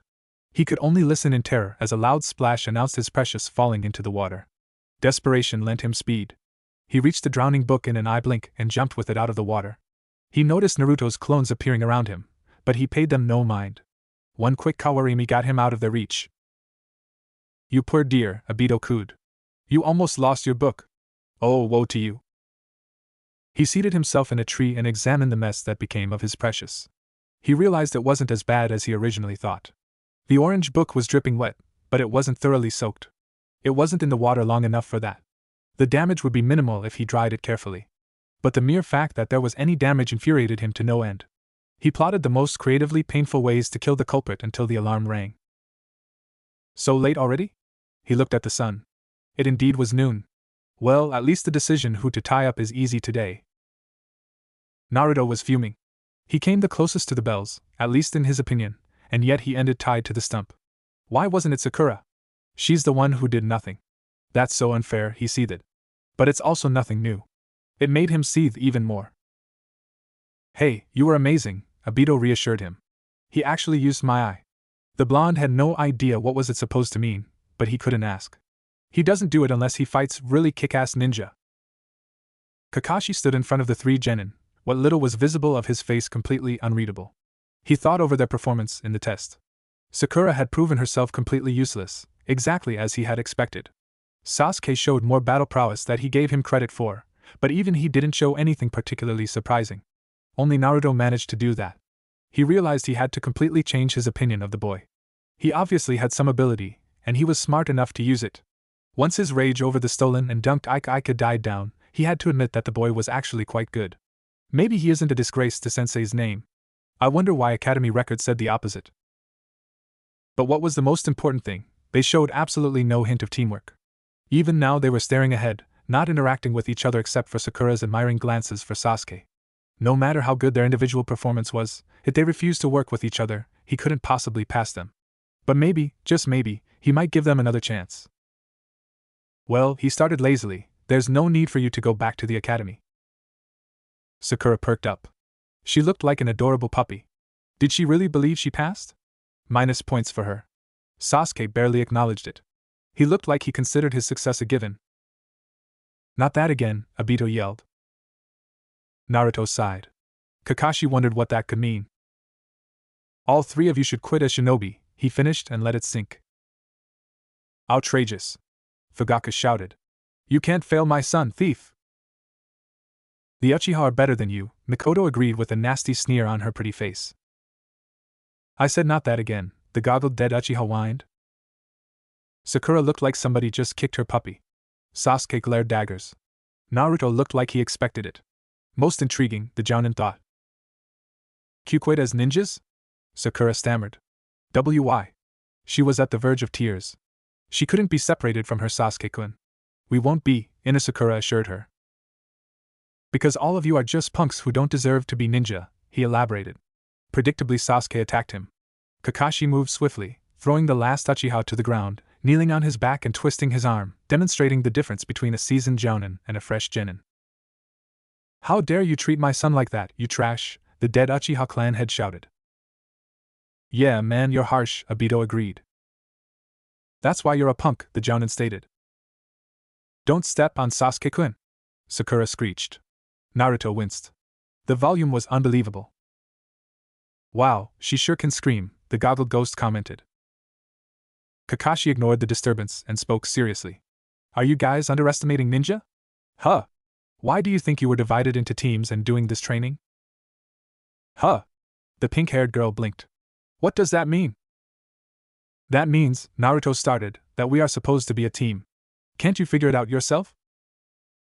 Shut up, Baka, she shouted. Nobody asked you. On the contrary, Sakura, the silver-haired man interrupted. She looked at him befuddled. I asked every one of you. Naruto already gave his answer. Can you do the same? We were divided into teams, because we are supposed to be a team? She looked at their sensei questioningly. She was unsure of her answer, but she couldn't come up with anything better. And what about Sasuke? Kakashi looked down on his captive. What say you? Come on, Sasuke-kun, Obito mocked Sakura's fangirlish tendencies. You're so clever and smart, you can get it in no time. Behind him, Fugaku kept demanding Kakashi release his son. Naruto had to bite his tongue. The dead Uchiha were hilarious. Whatever the living Uchiha said was muffled by the dirt he was currently biting. Judging from his tone, it was probably unpublishable. No answer? Well, the masked man shrugged, it's your loss. As your teammates almost guessed, the answer is teamwork. But the pinkette started meekly, but then found her courage. What do you mean, teamwork? There are only 2 bells. So you noticed? Obito snickered. Even if we work together, one of us will still fail. The pink-haired girl was enraged. What teamwork? That just makes us fight each other. Of course, Kakashi shouted. The test is purposefully set up to make you fight among yourselves. Nasty! His teammate kicked him. Sakura looked puzzled. Naruto simply watched him with interest. That in turn interested the Jounin. He had never seen such reaction before. The purpose is to see whether you can forget about your own interests and work together, he explained. A true Uchiha serves no one, needs no one, Fugaku stated. Mikoto nodded in agreement. Yet you guys, he shook his silver head and sighed. Sakura, you were only worrying about Sasuke. I know that Naruto approached you, but you left. Why? He didn't give her time to answer. Sasuke, you just assumed the others would go into your way and tried to do everything by yourself. My son can do everything by himself. It's expected from my son. It was certain now. Sasuke could hear them, at least a bit. Naruto, you were running around by yourself. And what was that stunt supposed to mean? You were told to get the bells, not my book. You said we could use anything, the blonde replied. There was no rule about blackmail. I simply targeted something you didn't guard as closely as the bells.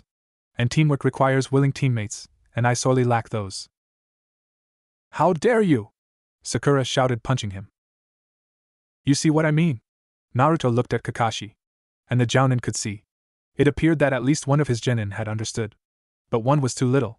He needed at least another one to get it before he would pass them. Who would have thought? He tilted his head. The dead last understands something the rookie of the year and the smartest kunoichi just don't get. It makes me really wonder about the academy standards. You're not the only one, thought Naruto. Sakura was scandalized, Sasuke furious. The dead Uchiha clan was scowling. Individual play that disrupts the team can put your comrades in danger, the sensei pointed out. Like it matters, Fugaku said. They're not Uchiha. And even get you killed, Kakashi finished seriously. For example, Sakura, kill Naruto or Sasuke dies. For a moment, he feared she might actually obey. What? she shouted, her eyes darting between her two teammates. You see? If a hostage is taken, you will have tough choices and then die. Like we had a tough choice, Obito said sadly. It was completely out of character for him. Naruto yearned to drag the story from him. You will be risking your lives during your duties. Look at this, he pointed at the memorial. The numerous names carved in this stone. My name. These are ninja who are recognized as heroes of the village. But they aren't just normal heroes. They are the heroes who died while on duty. This is a memorial. My best friend's name is already carved here. Some friends we were, Obito muttered sarcastically. Kakashi looked over his shoulders to the three genin. You guys, I'll give you one more chance. But after lunch, I'll make it even tougher to get the bells. Those who still wish to challenge can eat lunch. But don't give any to Naruto. Mine! Mine! You're such a mine! It's punishment for stealing my book. Hey! That wasn't against the rules, Naruto protested, but the Jounin's glare silenced any further defense. I am the rules here. Got it? You're a mine. Kakashi finally released Sasuke and disappeared. The Uchiha slowly picked himself up from the ground. This is another test, Obito hinted before chasing after Kakashi. You don't have to give me any food, the blonde said. I'm fine. Like we'd want to, Sakura muttered between bites. Naruto rolled his eyes. Teamwork, he whispered. Sakura scowled. Sasuke looked thoughtful, though with him it was always hard to tell. My son will not fail, Uchiha Fugaku stated for who knows what time today. Then Naruto's stomach rumbled. Sasuke sighed. He handed the remainder of his lunch to his bound teammate. Here, he said. Don't feed the monster, his father shouted. Sakura stared at him wide-eyed. Hey, Sasuke-kun, sensei just said another lie, Sasuke wanted to say, but couldn't. He suspected the Jounin was listening on them. He had to make it look like he actually cared about Naruto more than his career, when in reality he only figured this was another trick test. Don't worry, he tried to placate the kunoichi. I don't sense him nearby. Because he's well hidden. After lunch, we'll work together to get the bells. Without food, he'd just be in the way. Sakura looked at him thoughtful and then decided to follow her idol's lead. Maybe it would make him fall in love with her Che, he'll be all ours, inner Sakura boasted. Shinaro. Then Kakashi appeared in front of them in a swirl of leaves. The three genin startled. You three, he made a dramatic pause, pass. It was the first day of training after Team 7 passed Kakashi's test. Their sensei had told them to meet them at the same training grounds at 8. It was now 10:15, and he was nowhere to be seen. Where is he? Sakura fumed. Probably wherever he was yesterday and the day before that, Naruto answered. Irresponsible. And preposterous. Treating an Uchiha like that, Fugaku sneered. He shouldn't be teaching my boy, Mikoto agreed. Sasuke deserves better. The only living Uchiha present seemed to agree wholeheartedly. Everybody deserves better, Naruto thought. What have we done to deserve this? But then again, maybe the other instructors are even worse in their own way. He cut his musings short. He had other, more pressing concerns on his mind. Namely what to do about Sasuke's dead family. The more he watched them together, the more he was convinced that his teammate could indeed hear them. Either that or he had exactly the same thought process, which was a possibility as well. He had tried to help the brooding boy before, but failed. He had tried to speak to him directly back then, and he refused to respond. Maybe he should deal with his ghostly entourage now. But how? The dead Uchiha despised him even more than the living one. Maybe Obito could help. But the rest of his clan didn't hold him in high esteem either. And that didn't solve the problem of how should he talk to them without being catered off to the mental ward. Before he could come up with a solution, there was a swirl of leaves and Kakashi appeared in front of them. His little orange book was thankfully absent.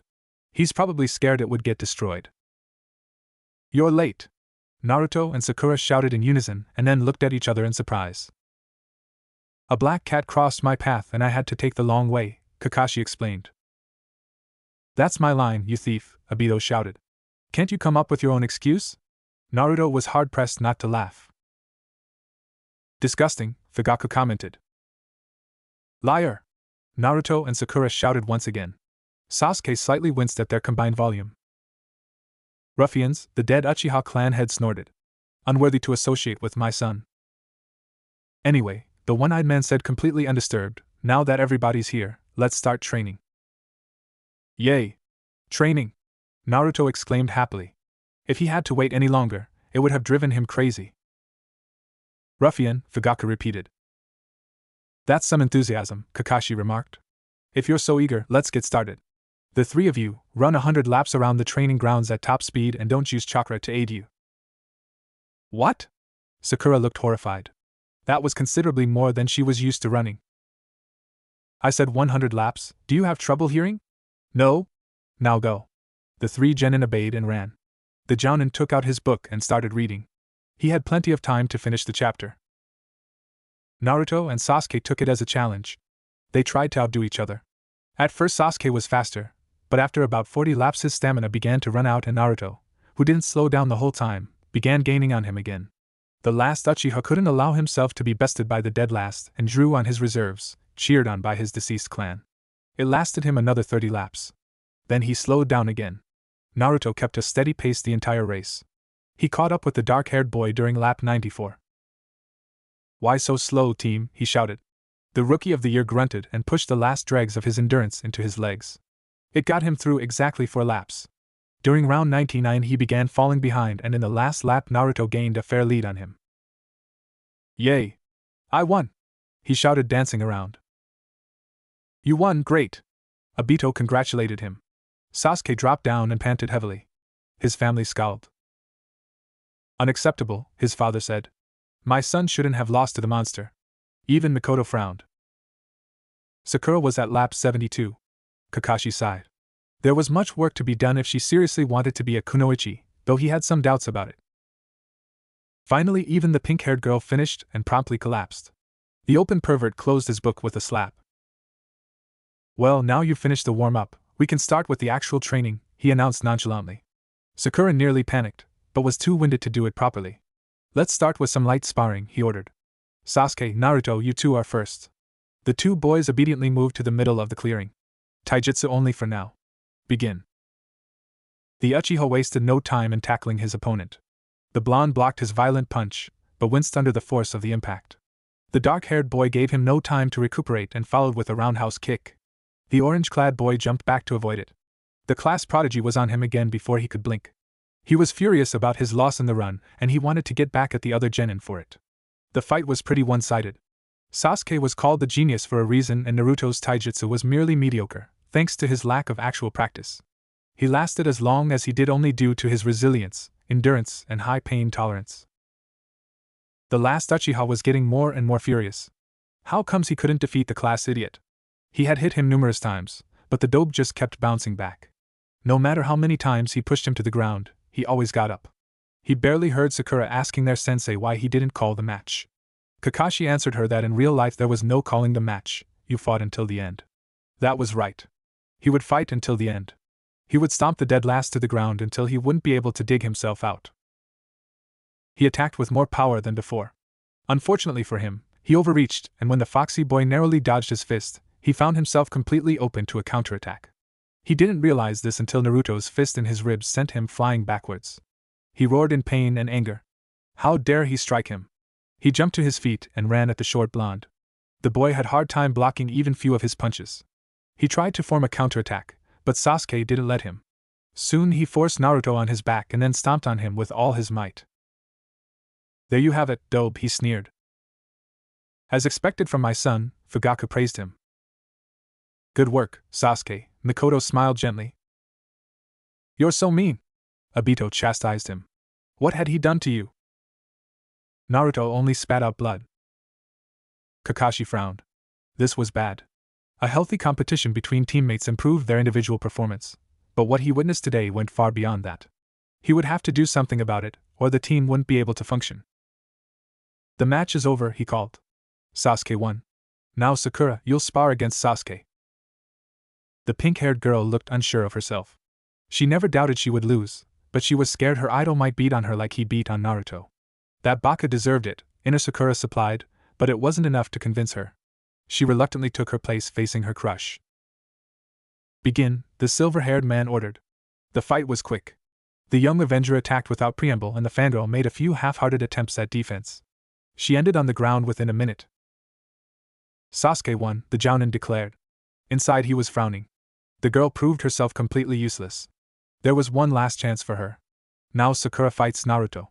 The last Uchiha strolled away and Naruto resumed his position in the middle of the clearing. He seemed completely unbothered by the beating the Rookie of the Year had inflicted on him. Begin. Sakura immediately attacked. Naruto blocked her without much trouble. She attacked with more strength, with the same result. That frustrated her. She tried a kick, but the blonde evaded. This had gone on for several minutes until the pinkette started to tire. Her movement became more and more sluggish. This was when her opponent went on offensive. The fight was over in moments, with the kunoichi down on the ground. Winner Naruto, the masked man announced. Your performance was pretty pathetic overall. How dare you, Fugaku growled. Sasuke scowled. Sakura looked sheepish. Naruto watched him attentively. Sakura, you know the standard academy taijutsu well, but you have little strength and stamina. Naruto, your forms are a mess. You can't count on outlasting every opponent, they would kill you before you have the chance to do so. Sasuke, you might be the best in terms of ability, but you let your pride rule you. That is exactly the kind of thing that would get you and your team killed. He made a pause to let his words sink. Next thing will be practicing your teamwork. He took a bell from his pouch and fastened it to his belt. Well, you know the drill. You have 5 minutes to form a strategy. Then begin. He shined away and covertly watched what his team would do. So how do we do it, Sasuke-kun? Sakura sucked up to her crush. You just don't get in the way, the Uchiha suggested. She looked like he just slapped her. That's right, Fugaku agreed. You're just a clanless excuse for a kunoichi. Hey, we're supposed to be practicing teamwork, Naruto reminded them. Fine, the dark-haired boy scoffed. Sakura can be bait then. It took nearly 2 minutes of insults before they got to actually discussing strategy. What they agreed on in the end was half-baked at best. It started with Naruto's horde of Kage Bunshin attempting to herd Kakashi to where Sasuke and Sakura prepared traps where the Uchiha would try to force the Jounin into an unfavorable position from where the girl would snatch the bell. It failed right at the beginning. The silver-haired man outright refused to be herded anywhere, instead performing Kawarimi with Naruto's clones, making them hit each other. Even when the blonde caught up on his trick, he couldn't make the older man go the direction he wanted him to. Sasuke came out of hiding to fight the Jounin without the aid of pre-prepared traps and failed promptly. Sakura didn't even come close to Kakashi. Needless to say, they didn't even touch the bell. Do I even have to tell you how you did or can you figure out for yourselves, he said sternly. Not well, Obito commented. The rest of his clan looked disappointed. The 3 genin stared at the ground. Well, it's late now, so you have an hour for a lunch break. In the afternoon, we'll go for a mission. Yay! Mission! Naruto rejoiced. Even Sakura perked up and Sasuke was interested. Kakashi allowed himself a small smile. He wondered how long would their enthusiasm last once they knew the joy of D ranks. Kakashi was currently wondering whatever had possessed him to pass this team. How did he ever mistake whatever they did during the bell test for teamwork? It sure looked that way, but it must have been something else. What they were doing now had nothing in common with any kind of cooperation. After the disaster that was the morning training, he decided to take his team on a mission. They got a simple D rank, what else, to paint a fence? What could possibly go wrong with it? A lot of things, obviously. First came the moment the mission objective was announced to them. They were obviously under some delusion that they would be sent on a higher-ranking mission right out of the academy. When Naruto heard what they were supposed to do, he shouted what? At the top of his lungs. Did he think it was beneath him? He actually thought I'm going to ruin my best jumpsuit, but his sensei had no way of knowing that. Sakura shouted shut up, Baka, and punched him over the head, which made the foxy boy make puppy eyes on her, but she herself looked scandalized. Sasuke only brooded a bit more intensively than usual. When they reached the site, they found out that the client wanted his fence painted a horrendous shade of yellowish-green, that clashed horribly with Sakura's dress so she nearly refused to come anywhere near it. Naruto declared that the color was great, dipping his brush in the bucket and starting painting enthusiastically, sending little droplets of the paint flying towards his teammates. Kakashi suspected he did it on purpose. Sakura punched him for it, making him lose hold on his brush. The tool flew through the air, hitting the lower hem of her dress. An irregular green splotch appeared just below the white circle adorning the red garment. She stared at it in horror. One would have thought that she had no other clothes. Naruto! She screeched. That was my best dress.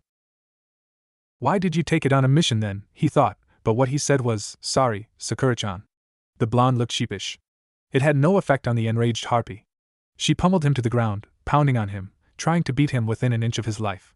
They tipped the bucket in the process, splashing the both of them with liberal amount of the paint. They had to buy a new one, lest they didn't have enough paint for the fence. Sakura whined that she had to go home and change her clothes, because she couldn't walk around the town in her current ones, but Kakashi forbade it, saying how on long missions you couldn't go home and change your dress, you had to do with whatever you had. Oh, and it was a punishment for fighting. Sakura claimed it was all Naruto's fault, but the Jounin disagreed. And he explained her in no uncertain manner he was the one in charge here when she tried to argue. So they went around the town still dripping wet paint, Naruto displaying it proudly like the latest fashion, Sakura trying to become invisible. Unsuccessfully. Her experience in genjutsu didn't reach that far. Why don't you use henge, Sakura-chan, the blonde suggested. Baka, she shouted and moved to punch him before realizing it was actually a good idea. Still, it was humiliating to take advice from the class dobe, but the thought of meeting somebody she knew like that, namely Ino, made her swallow her pride. A couple of hand seals later none of the spots could be seen. They bought the bucket of paint without further incident and headed back to the fence. By that time Sakura was breathing heavily. The morning training had winded her, and it was now painfully obvious that she had the lowest stamina out of the team. Yet she refused to drop the technique, for what would she do if somebody she knew passed by? Kakashi had to order her to quit it before she fainted with chakra exhaustion. By that time Sakura was too tired to stand upright and all the work fell to her teammates. With the delay they made due to the fight, it became dubious whether they could finish the job in time. Naruto wanted to use Kage Bunshin, but their sensei forbade him, claiming he needed to learn to work on his own and not over-relying on one technique. The boy pouted, but started working with gusto. Sasuke merely grunted, picked his brush and methodically put the paint on the fence. Sakura cooed at how amazing it was. Naruto took that as a challenge and started painting furiously, trying to make Sakura admit he was doing it better. Sasuke, who couldn't allow himself to be bested by anyone, painted faster as well. Thanks to their competition, they managed to finish the mission in time, though barely. There was green paint everywhere, ground, plants and the team. Nobody was spared. They headed to the Hokage Tower to report success. Sakura didn't have enough chakra to perform a henge anymore, so everybody could see her in her red and green glory. Sakura's face was as crimson as her dress. They picked up their mission pay, just enough to cover the cost for the extra paint, and Kakashi called it the day. The three genin ran to their homes as fast as they could. Even Sakura didn't have the energy to pursue Sasuke. The Jounin sighed. Yes, no sense of teamwork at all. And because he had passed them, it now fell upon him to instill it in their thick heads. He wasn't looking forward to it. When Kakashi failed to show up before 8:15 the next day, Naruto came to the conclusion that he was going to be hours late again.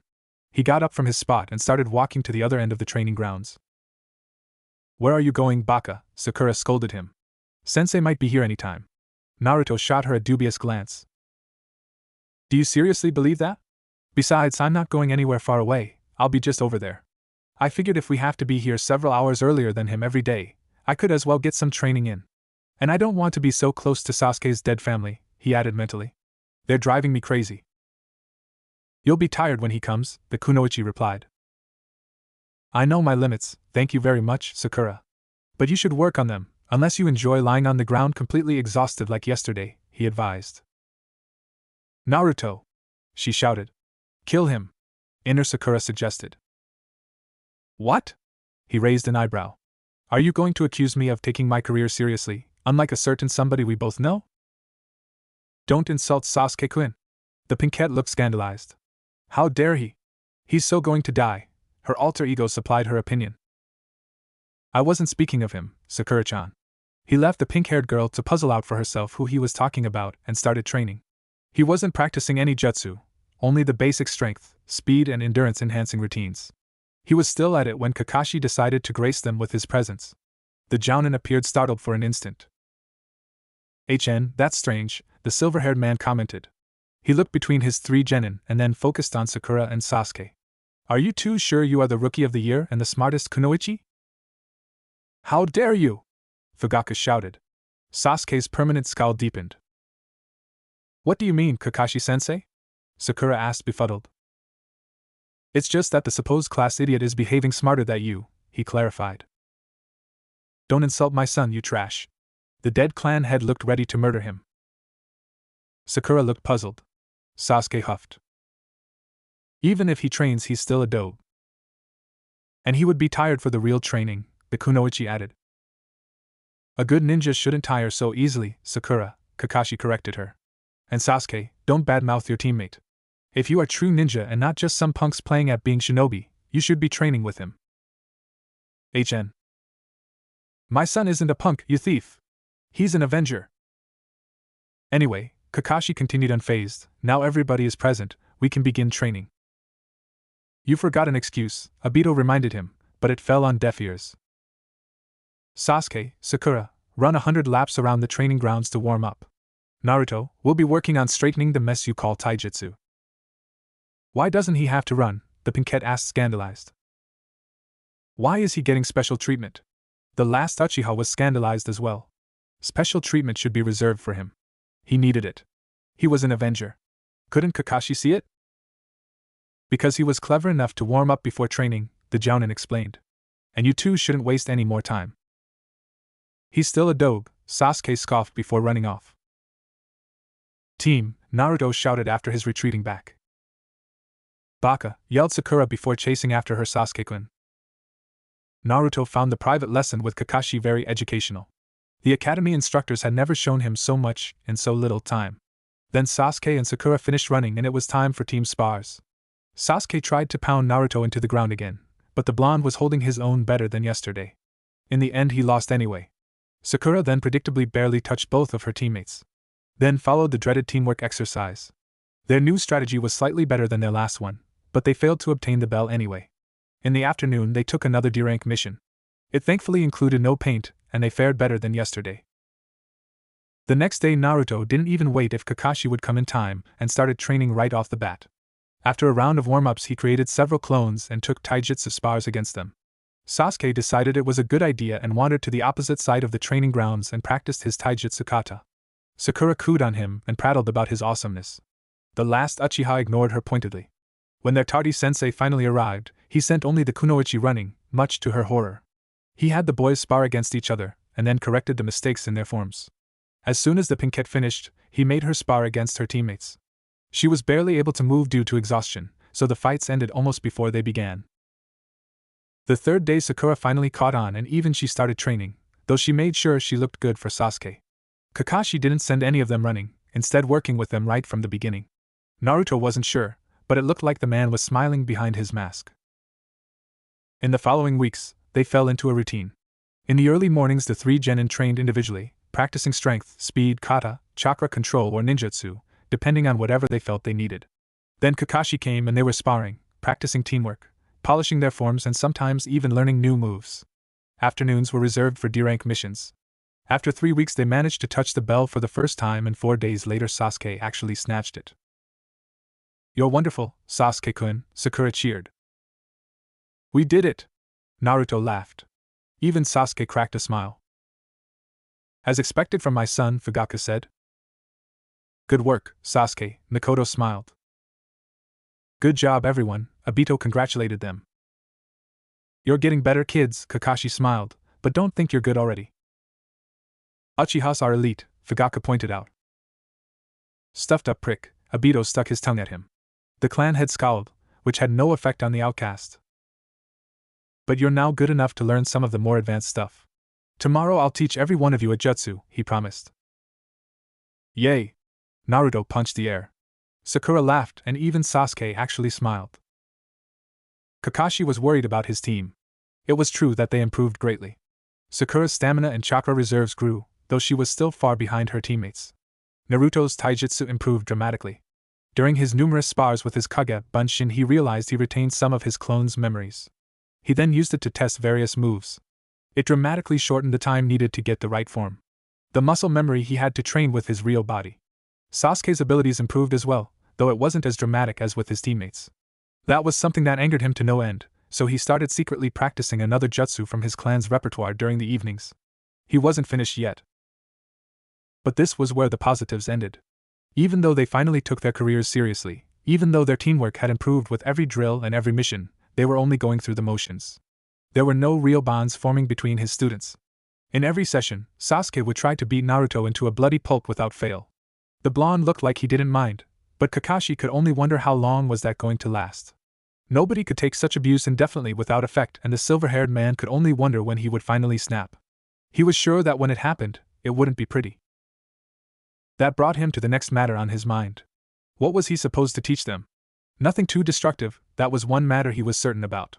The boys were prone to use it against each other, and he didn't want them to cause any permanent damage. Sakura was easy. The girl still had low stamina, but very good chakra control, so it would be a genjutsu for her. He wasn't an expert on those, but he knew several useful ones. He didn't have to think long to decide on which would be the best for her. Then he thought about Naruto. The blonde already had one powerful technique in his repertoire, the Kage Bunshin. He needed something he could use in conclusion with it, some short-range melee jutsu that could be activated quickly. Too bad he didn't know what his elemental affinity was. It would have narrowed his search considerably. Ah, well, he'd get to it later. Then there was Sasuke. Not only he couldn't give him anything too destructive, he had to show him something powerful enough to catch his interest. If the last Uchiha thought he was being overlooked, it would destroy what little team dynamics they had. Once again he mused on whatever had possessed him to pass this particular team. If they won't improve soon, he would have to do something drastic, like taking them on a mission somewhere far away and forgetting them there. He sighed wistfully. Too bad he wouldn't get away with something like that. He shook his head. He had no time for idle musings. He had a job to do. He got back to considering what jutsu he should teach the boys. The next morning Team 7 awaited Kakashi's arrival eagerly. They were all training diligently, but only half of their minds were in it. Because their sensei had promised to teach them a jutsu, Naruto was refining his chakra control. He had first heard about tree walking a long time ago, but it took him nearly as long to figure it out. The first few exploding trees had deterred him from trying again for quite a while. But now he was walking up and down the trees with little trouble. He only made sure none of his teammates could see him. He even positioned clones as lookouts. That brought his mind to a less cheerful topic, namely his team. His attempts to improve their relationships had ended in vain, usually before they could begin in earnest. He still didn't find an opportunity to talk to the dead Uchiha clan. Sasuke was trying to kill him every spar, obviously enraged that the dobe was improving faster than him, even if he was still below his level of proficiency. Sakura at least was beginning to resemble a kunoichi. That made her less likely to die on their first mission, which made him glad. Worse was that she didn't warm up to him one bit, hating him for making her Sasuke-kun unhappy. He had tried to initiate some team bonding activities with her, but she was always chasing after Sasuke. He considered it a success when she didn't punch him. That said a lot about how screwed their team was. He sighed. He would have to do something soon, but no matter how hard he racked his brain, he couldn't come up with anything that might actually work. Then finally Kakashi-sensei appeared. The three genin ran to him eagerly. Sorry I'm late, an old lady needed my help carrying her bags home, and she kept forgetting when she was living. We have walked through all of Konoha before she remembered. That's my line. Obito screamed at the top of his lungs. Disgraceful, Fugaka sneered and Mikoto nodded in agreement. It was the comfortable routine of every morning. So now everybody's here, we can begin. He withdrew 3 scrolls from his pouch and threw each of them to one genin. Read them thoroughly and ask me if there is something you cannot understand. Then he sat down and buried his nose in Ika Ika Paradise. That was another thing that never changed. Get a girl finally, Obito advised, but just as every other time it was unheeded. Naruto sighed and opened his scroll. He read the name at the top, Teiashi no Jutsu, the pushing hand. It didn't sound like much, but he wasn't one to judge a book by its cover. He unrolled the scroll and started reading. He had to admit that this technique really sounded interesting. It gathered chakra into one's palm and then pushed it forward in a strong pulse. It could be used to enhance the damage done with punches. When used properly, it could give the illusion that the user was much physically stronger than he really was. There was a warning that it took up a lot of chakra, but that wasn't a problem for him. What was worse, it required good control to do any damage, otherwise it was only a huge waste of energy. Well, they'll just have to train a lot. Sakura studied her scroll intently. Yochi Rinban, the world's turn, the name tag said. A genjutsu. She was always good with those. This genjutsu makes the target see everything at a different angle, as if he was facing another direction than he really is. A skilled user of this technique can control the angle of the shift. The user must be careful not to make the change too big, otherwise the illusion would be easily recognized, because it cannot make the target see something outside his field of vision. If cast while the target is moving, he might not notice he's under the technique. This is quite a limitation on its usefulness, thought the kunoichi, but it is still useful to confuse the enemy. She proceeded to study the details. Sasuke opened his scroll with impatience. Finally he was going to learn something powerful. A step closer towards avenging his clan. He opened the scroll and read Katan, Ryoka no Jutsu Dragon Fire Technique. This jutsu uses wires to guide a torrent of flames alongside them. If the user manages to bind the target with ninja wire, this attack is deadly. Deadly? Sasuke liked that. Fugaku was reading over his son's shoulder. The nerve of him, he scoffed. Doesn't he know Katan jutsu are the Uchiha's domain? We have a library full of them. And this one as well. True, my dear, Mikoto added. A thought suddenly entered Sasuke's mind. Didn't he see this jutsu scroll before? He wasn't sure, but he couldn't rule it out. There were many scrolls in his clan's library. He didn't remember what they all were about. He'd have to check it out. Any questions? Kakashi asked after all three genin read through their respective scrolls. Sakura had some technical question and the jounin answered it to the best of his knowledge. If there's nothing else, let's practice. The next day Sasuke appeared in a foul mood. He had searched his family library, and it didn't take him long to find the scroll with Ryoka no Jutsu there. He wasn't pleased that Kakashi gave him a scroll he already owned. But he had to admit that the one-eyed jounin couldn't possibly know what jutsu the Uchiha clan possessed. But fire techniques were their specialty. He should have known it. Everybody should know it. He didn't say anything. He had to admit Kakashi was trying. He was going to give him the chance. The training progressed much like it did before. The individual abilities of Team 7 improved and they were integrated into their teamwork. Kakashi tested it again with the bell. He now had to actually pay attention to the three genin now. Otherwise there was nothing to be proud of. Naruto tried addressing Fugaku once, but the dead clan head got offended and shouted at him. His teammates were looking at him strangely, much to the delight of Obito. Kakashi's deceased teammate was snickering at him about talking to ghosts for days after the incident. Naruto decided to put off further attempts until a better opportunity arose. Unfortunately, he had no idea how said better opportunity should look like. The bond among the genin weren't strengthening as well. Sakura didn't lash at Naruto so often, but otherwise she didn't warm to him a bit. Sasuke brooded as ever. Sakura still worshipped the ground he walked on, but didn't do it 24/7 anymore. Her training was slowly shaping her into a competent kunoichi and her confidence rose, though only a little. Kakashi frowned behind his orange book. He was worrying about his team too much. He couldn't even enjoy Ika Ika Paradise properly anymore. That simply wasn't tolerable. He had to do something about it. But what? Take them on a C rank? A boring mission would accomplish nothing. And should they encounter an enemy, how would his genin react? Would they be the well-oiled machine they were during training or would they fall apart entirely? There was only one way how to find out, but the silver-haired jounin was reluctant to pursue it. What if the answer was no? Would he be able to face the consequences? No matter how much the brats grated on his nerves, he didn't want either of them to die. So what should he do? He procrastinated. He didn't have to decide now. He could hope that the matter would resolve itself. But that would take a miracle. Kakashi didn't believe in them. But he tried to hope anyway. The forest was ominously silent. Even the wildlife was quiet, feeling the presence of shinobi sneaking around. What's the distance to the target? The voice was so quiet that it barely carried over the hustling of the leaves in the mild breeze. 5 meters, a whispered response came. I'm ready anytime. So am I. Me too. 3 equally quiet voices signaled the team's readiness. The squad leader nodded silently. Okay. Go! 3 trained killers sprung into action. The target registered the slight rustle of dry grass under one of the attacker's sandals. He sprang forward. He ran into a tree. What was it doing there? He was convinced it was further to the right. He must have turned during his jump. It didn't matter. He climbed the trunk with haste. He noticed one of his pursuers climbing after him. He had to get out of there quickly. He spotted a convenient branch. He could use it to get on another tree. His hunters couldn't follow him. He jumped. Then, to his horror, he realized that the branch wasn't there. He shrieked, his limbs flailing wildly, trying to find purchase on anything. The ground was approaching rapidly. One of his attackers appeared below him. This was bad, but not hopeless yet. The attacker's arm shot forward, trying to grab him from the air. He slashed at it. He missed, only tearing through his sleeve. How? Then he suddenly felt a hand grab him. Got you! His captor shouted victoriously.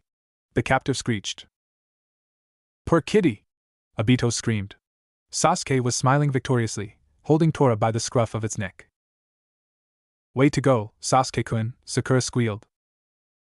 As expected from my son, Fugaku commented. Good job, Sasuke, Mikoto smiled. Then Tora squirmed furiously. Its claws swung dangerously close to Sasuke's eyes. The Uchiha screamed and threw it away reflexively. Run, kitty! Obito cheered on it. Tora, freed from Sakura's genjutsu, took the advice and ran like its tail was on fire.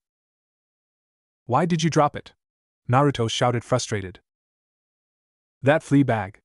Fugaku screamed, trying to gouge an Uchiha's eyes. My poor Sasuke, Mikoto cooed. I'll get you! The last Uchiha screamed and took off after their prey. Naruto jumped from the tree and ran after him. Sakura followed. Kakashi took out his orange book. This was going to be one of those days, he just knew it. Sasuke sprinted after the escapee. It was far too fast to be just a cat, but he was a trained ninja. He had no trouble closing the distance between them. He was going to show that filthy blob of fur. How dare that dirty animal attack an Uchiha? Fugaku was always quick to offer his opinion. The dark-haired genin reached into his pouch for a shuriken with attached ninja wire. He threw it expertly. The projectile flew around the escaping cat, tying it into the wire. Got you, Sasuke smirked. Tora tried to wiggle free, but the wire held tight. That teaches it to attack an Uchiha. Fugaku's grin was positively evil. Well done, son, Mikoto beamed. Poor kitty! Obito wailed. Have you ever heard about animal cruelty? Sasuke watched as Tora frantically struggled to get free.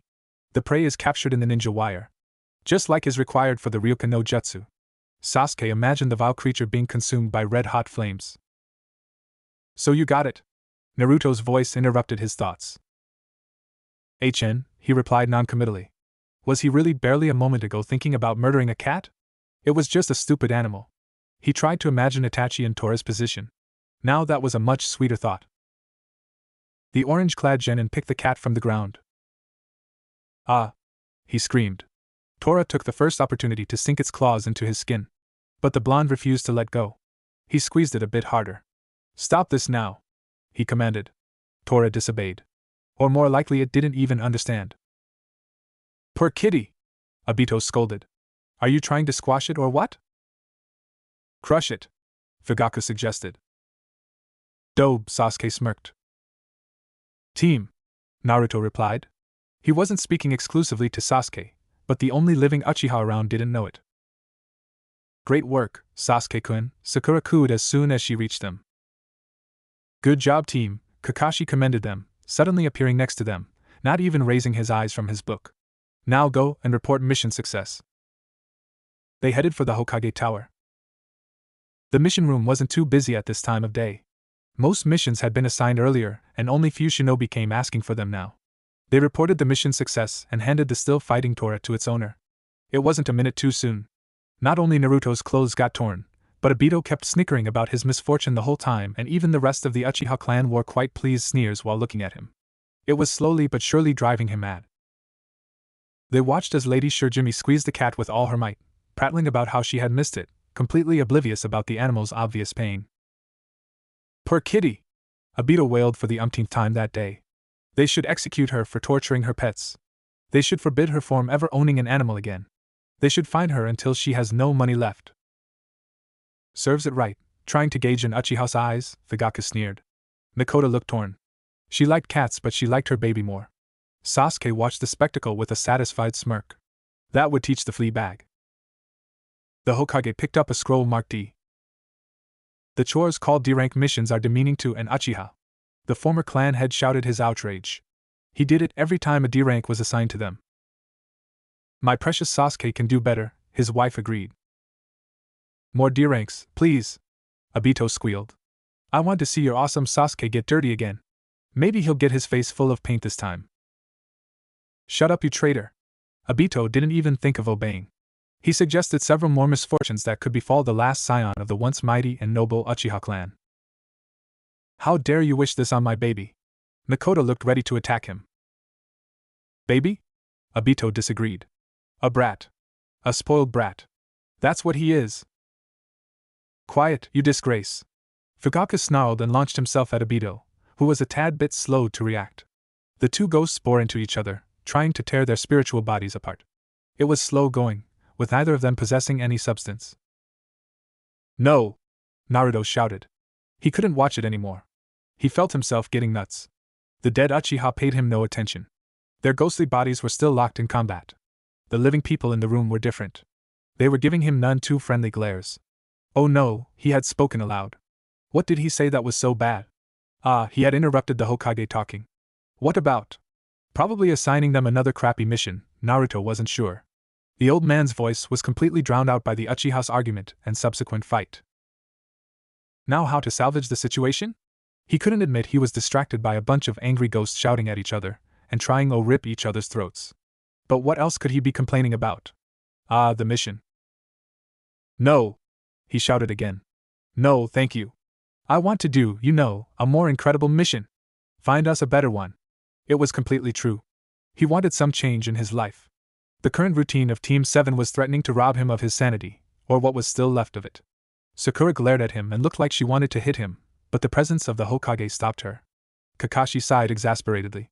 Sasuke seemed to prick up a tiny bit. Yes. You old fart. Give my son a better mission. He can handle it. Fugaka seemed to really hate the Hokage. Naruto couldn't figure why. My baby can do it, you'll see. Mikoto added in a proud mother tone. Yay! A C rank! A C rank! Obito danced and hopped around. Seeing the dead Uchiha agree on anything was simply unnatural. It freaked Naruto out. You idiot! Iruka sprang to his feet from his position beside the Hokage. You are just a rookie! Everyone starts off with the simple duties and works their way up. Geez, Iruka-sensei, thanks for the vote of confidence, Naruto grimaced. I would have thought that you finally got that I'm not really the class idiot. My son isn't just some rookie. The Uchiha clan head looked outraged. My Sasuke is good enough. Hey! We are awesome! But we keep getting the crappiest possible duties, Naruto protested. And if they aren't crappy, we make them so. Be quiet. Kakashi slammed Naruto on the head. The blonde rubbed the sore spot and sent a hurt glance towards his teacher. First Sakura and now you too. What am I? A punching bag? Serves you right, demon, Fugaka sneered. Why so harsh, Kakashi? Obito scolded. Don't you want to get out of Konoha as well? Naruto! Sarutobi shouted sternly. It seems I have to explain to you what those duties are about. I know it. The orange-clad genin protested, but he was ignored completely. Again. He had to suffer through the professor's boring lecture anyway. Do they all really think I'm that stupid? I have to admit, I didn't act like a genius today, but still. Serves you right, Dobe, Fugaka smirked. Not another lecture, Obito wailed. Naruto sighed. Retaining his sanity was becoming harder and harder with each passing day. Kakashi was thoughtful. He realized he might have been a bit too harsh on Naruto earlier, but he wasn't going to apologize. A teacher had to maintain his authority. He realized that going on a C-rank mission might not be a bad idea after all. He had considered it earlier, but always postponed asking for it, until Naruto did it for him. Going over the latest performance in the teamwork exercise, he admitted they might be able to handle a fight now. Finally, the Hokage finished his speech. The dead Uchiha clansmen were making derogatory comments about the Hokage bothering their Sasuke with such elementary trivia, while Obito was trying to make the speech funny, but failing horribly. Naruto tried to tune them out, thinking about ramen flavors instead.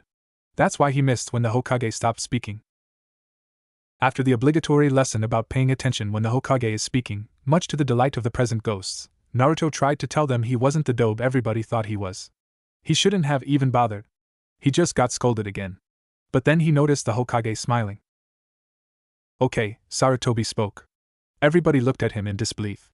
If you want it that much, I'll give you a C-rank mission. A break from their routine? Great. Naruto nearly started dancing. Finally you acknowledge my son's skills, Fugaka grumbled. You can do it, Sasuke, but be careful, Mikoto smiled. We're going on a trip. Missions aren't trips, you disgrace. Naruto's earlier elation dissolved like snow in summer. He realized that the spirit Uchiha clan would be going with them. It's a protection of a certain individual, the Hokage continued. Why don't I like the sound of this? Who is it? He inquired. He tried to sound professional for a chance, despite his suspicion that it was a wasted effort. Yes. Who? Obito looked like a puppy with a bone. A princess? A daimyo? An actress? Disgrace. Shameful. Fugaka's sneer seemed to be permanently etched into his face. Will you come in here? The Hokage addressed somebody in the next room. The door slowly slid open. First a sake bottle appeared, then a tanned, calloused hand holding it. "What is this?" a slurring voice asked. "They are all a bunch of super brats. How dare you insult an Uchiha? Filthy old drunkard." "Take this, Kakashi," Obito snickered. "You are an super brat. He saw through you in one. Super brat. Super brat." Their mysterious client entered the room whole. It was an elderly man with a wiry frame, who despite his age retained his health. And despite his drinking too. Especially, he slurred, the shortest one with the super stupid looking face. His eyes bore straight into Naruto. "Are you really a ninja? Hey!" "Yes," Fugaku smirked mockingly. "Are you really a ninja?" There was only so many insults Naruto could take in one day. A kunai appeared in his hand within an instant, and he sent it hurling in the direction of their client. The blade hit the bottle in his hand, shattering it, and embedded itself deep into the wall behind it. "I'd say I am a ninja," he spoke in a "don't mess with me or else" tone. "Naruto baka." Sakura smacked him over the head. "Don't kill our client." "Trash," Fugaku commented. "He doesn't know the first thing about proper behavior." He didn't specify who he was talking about. "I wasn't aiming to kill," he replied. She scowled. Their client only stared at the remains of his booze supply, now slowly dripping on the floor. He shook off his shock quickly. He leaned forward, trying to look important and intimidating. His obviously inebriated state wasn't helping any. "I am the super expert bridge builder Tazuna," he introduced himself. "You look more like super expert sake drinker to me," Obito snickered. "Who ever heard of you?" Fugaku scoffed. "I expect you to provide me super protection until I get to my country and complete the bridge." "You hired an Uchiha. Of course we are good." "Dude, you picked the wrong team," Obito commented. "Per you." Next came the necessary briefing about where they were going and when were they leaving. Naruto listened with only one ear. His eyes were seemingly focused at an empty patch of air just behind Tazuna's shoulder. A ghost was standing there. A ghost the bridge builder brought. The man was only staring ahead, not saying anything. He didn't seem like the kind that would respond to him, but he looked like a new one to Naruto.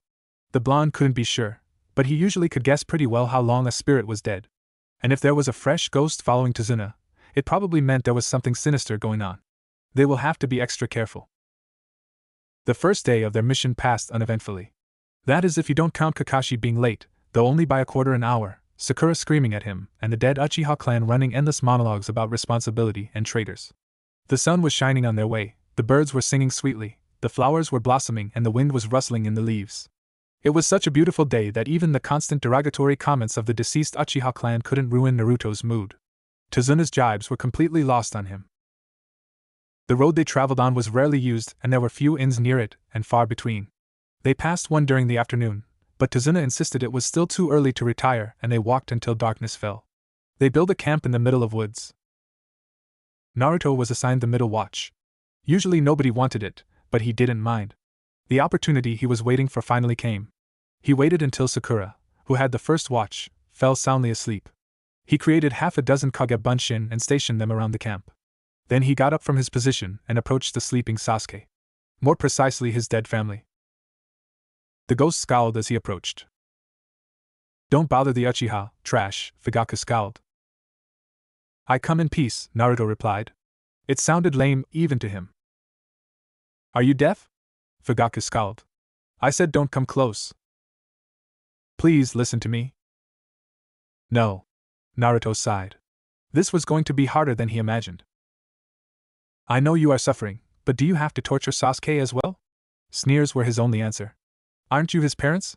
Shouldn't you want him to be happy?" "What do you know about us, demon?" Fugaku hissed. "Happiness isn't the Uchiha way," Obito commented, his voice hollow. "Do you have to destroy what little family you have left? Surely they would have to see reason." "Go away, demon! Or maybe not." "I can't," the blonde shook his head. "Not until you answer." "Go away, you vile creature!" Mikoto shrieked. "It's all your fault." "So you said before? And how exactly is it my fault?" "It's your fault. Some ghosts were extremely stubborn this way." "So you insist on being difficult. Are you truly beyond reason?" "Don't insult us, demon!" The glares they sent him now were positively icy. If you still have the ability, think about the well-being of your son, he pleaded. He will become strong, the clan head declared. I didn't mean that. He said it a bit more loudly than he wanted. His patience was stretched thin. Sasuke stirred in his sleep. How dare you disturb my son? Fugaku bellowed. He launched himself at Naruto. His clansmen followed suit. Naruto soon felt the familiar cold seeping into his veins. He decided to call a retreat. There would be another night. He'll have to think more carefully about what he was going to say. It was a long time before the spirits of the Uchiha clan calmed enough for Naruto to return to the camp. There was still over an hour of his shift left, so he tried to talk to the other ghost he wanted to talk to, namely the one that was following Tazuna. But the man wasn't capable of holding a conversation. He mostly stared ahead, sometimes muttering something about being scared, the bridge and some gato. Naruto couldn't make any kind of sense of it, but one thing he knew for sure, there was more trouble ahead than they bargained for. The next morning dawned bright and clear and the party embarked on their journey. Most of the day went very much like the previous one, bright, sunny and disrupted only by the occasional comet. Sakura asked Tazuna whether they had a hidden village in Wave Country, and a lesson of geography followed. During the night Naruto tried to talk to the dead Uchiha again. They greeted him with their usual insults and sneers, but he ignored it. What would bring you peace? He asked. Go away, demon. Die. Some Uchiha the genin didn't know by name suggested. Mikoto remained silent, looking sad. Our clan must assume its rightful place, Fugaku answered. Stuffed up pricks, Obito commented. Kill the traitor, somebody said. My poor baby, Mikoto sighed and looked like she was going to cry. Whose blood will ease your suffering? The traitor. That old geezer. That murderer. You demon! The Jinchuriki sighed. The Uchiha seemed determined to be unhelpful. Would the death of the person who killed you be enough? Yes. No. All of them must die. All of whom? Them. Naruto hung his head in exasperation. This seemed to be leading nowhere. But he wasn't giving up just yet. Can you be reasonable? He pleaded. This shouting is unbefitting of the noble Uchiha clan. What do you know about noble, trash? How dare you? We are superior. There's no doubt about it. You're a bunch of pompous asses, Obito shouted. You're a filthy traitor. I am not. The orange-clad genin exhaled deeply and counted to 10 in his head. It didn't seem he was going to get anywhere today. Can you please get back on topic? He asked. He was completely ignored. The Uchiha clan didn't stop their bickering until his watch ended, so he had to try again the third night. What binds you to this world? He inquired. Our blood. Our pain. Our vengeance. Typical. Ghosts usually answer this way, emotionally, but with little information given. What does Sasuke mean to you?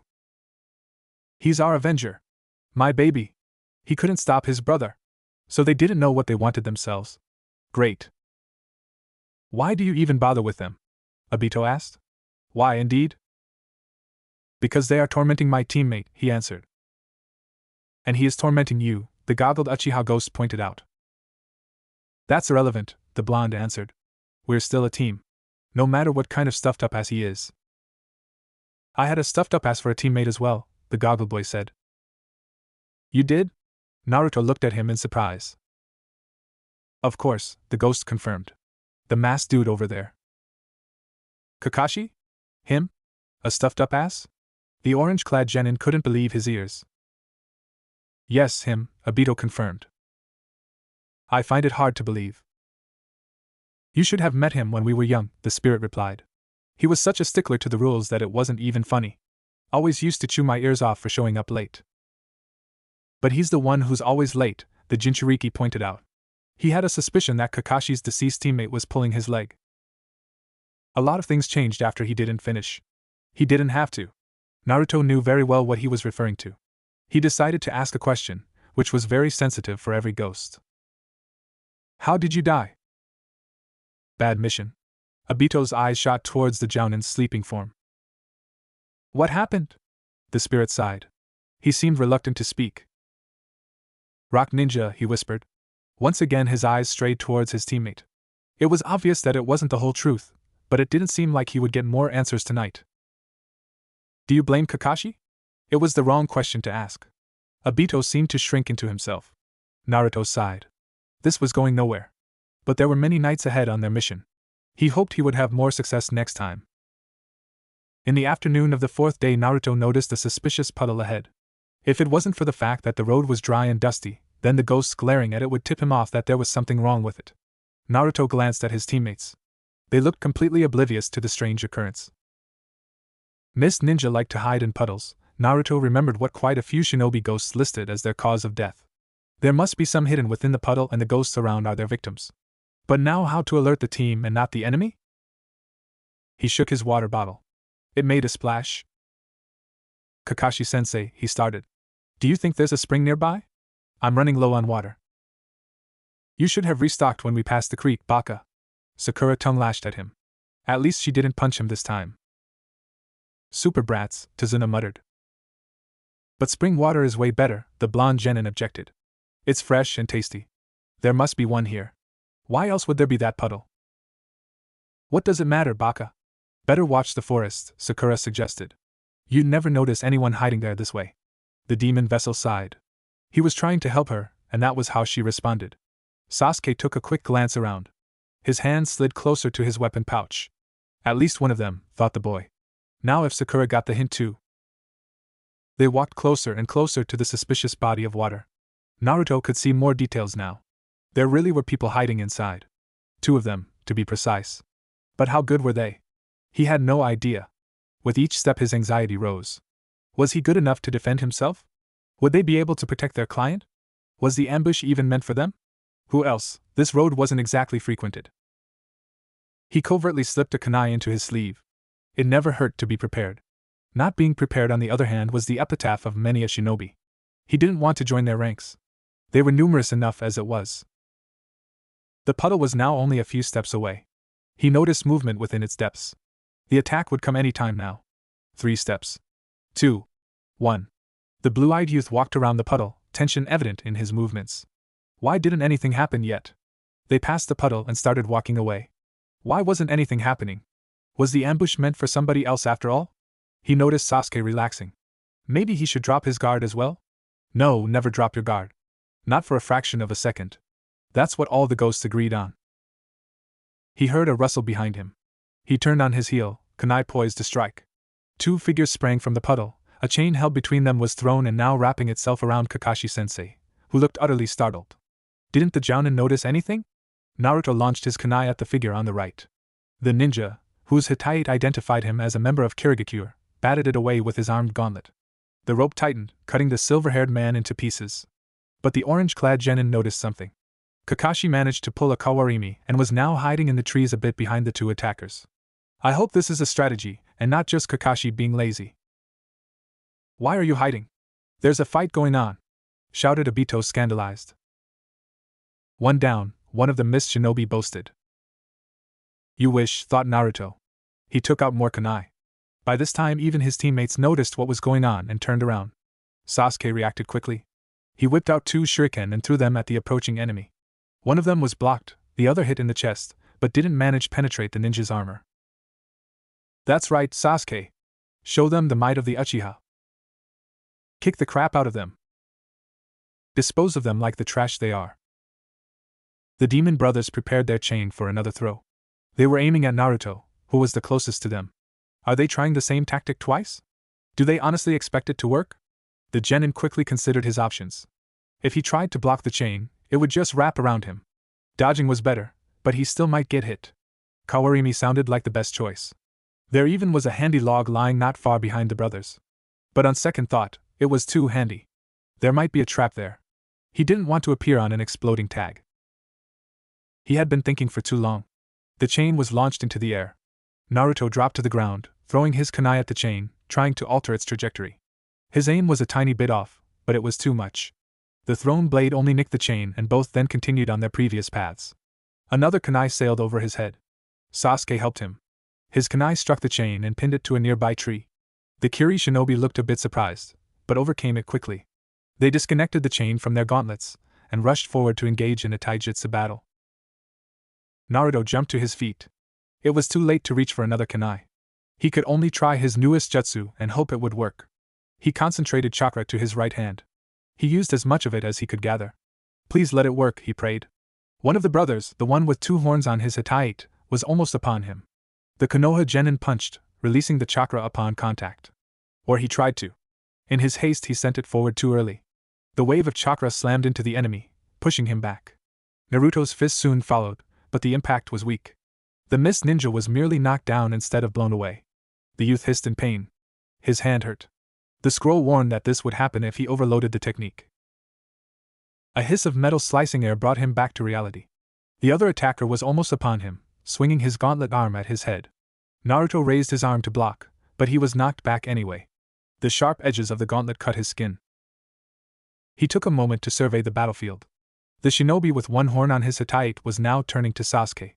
The last Uchiha looked ready for a taijutsu battle, but Naruto didn't give him high chances. Sakura stood in front of Tazuna, her hands locked in the last seal of her genjutsu, but he couldn't tell whether she managed to affect anyone. The 2-horned brother was picking himself from the ground. The blue-eyed genin ignored the pain in his right hand and threw a handful of shuriken at the downed ninja. The demon brother managed to block some of them, but most went through. They couldn't pierce his armor, but one managed to embed itself in his unprotected thigh. So Sakura's genjutsu had worked. Unfortunately now it was broken. The 1-horned shinobi attacked Sasuke.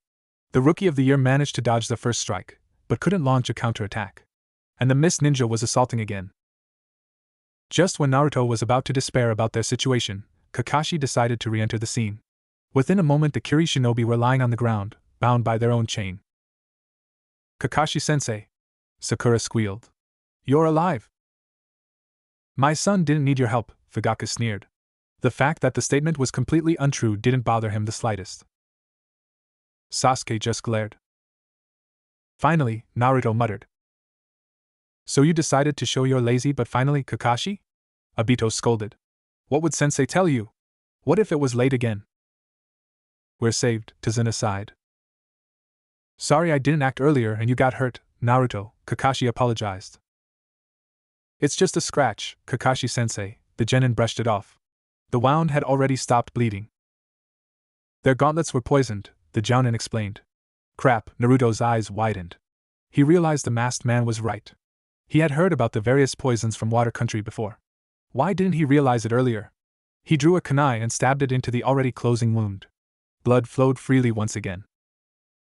Naruto, what are you doing? Sakura screeched. Getting the poison out, he explained. Duh. Isn't it obvious? Remained unsaid. You'll only hurt yourself worse, the girl pointed out. Let me see to that, I'll get some medicine. Just leave the monster alone, one of the dead Uchiha suggested. Do you know which one? He questioned. Have you any idea how to identify the poison? The kunoichi was taken aback. No, she admitted in a subdued tone. So you see, the orange-clad boy said. This is the surest way to get it out. Tazuna-san, Kakashi turned to their client. What is it? The elderly man replied. There was anxiety in his voice and it didn't seem to be only the after-effect of the scare he got during the attack. I need to talk to you. The most dreaded sentence in the world. Tiny drops of perspiration formed on the bridge builder's brow. These look like hidden misgenins, the silver-haired jounin pointed at their 2 captives. These shinobi are known to continue fighting no matter what. The grizzled man was now sweating in earnest. How did you read our movements? The 1-horned brother asked.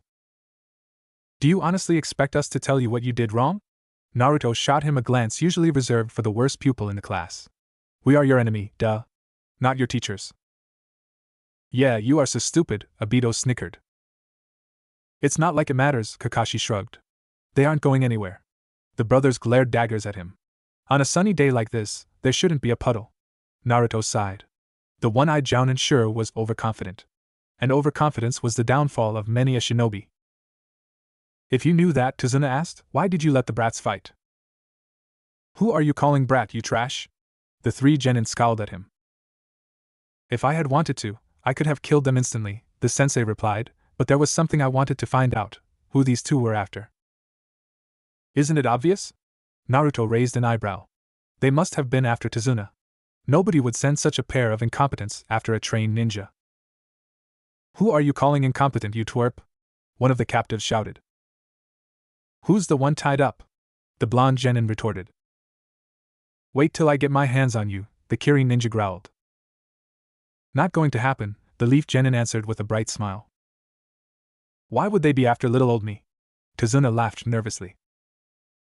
That's what you should explain. Kakashi's single eye bore into him.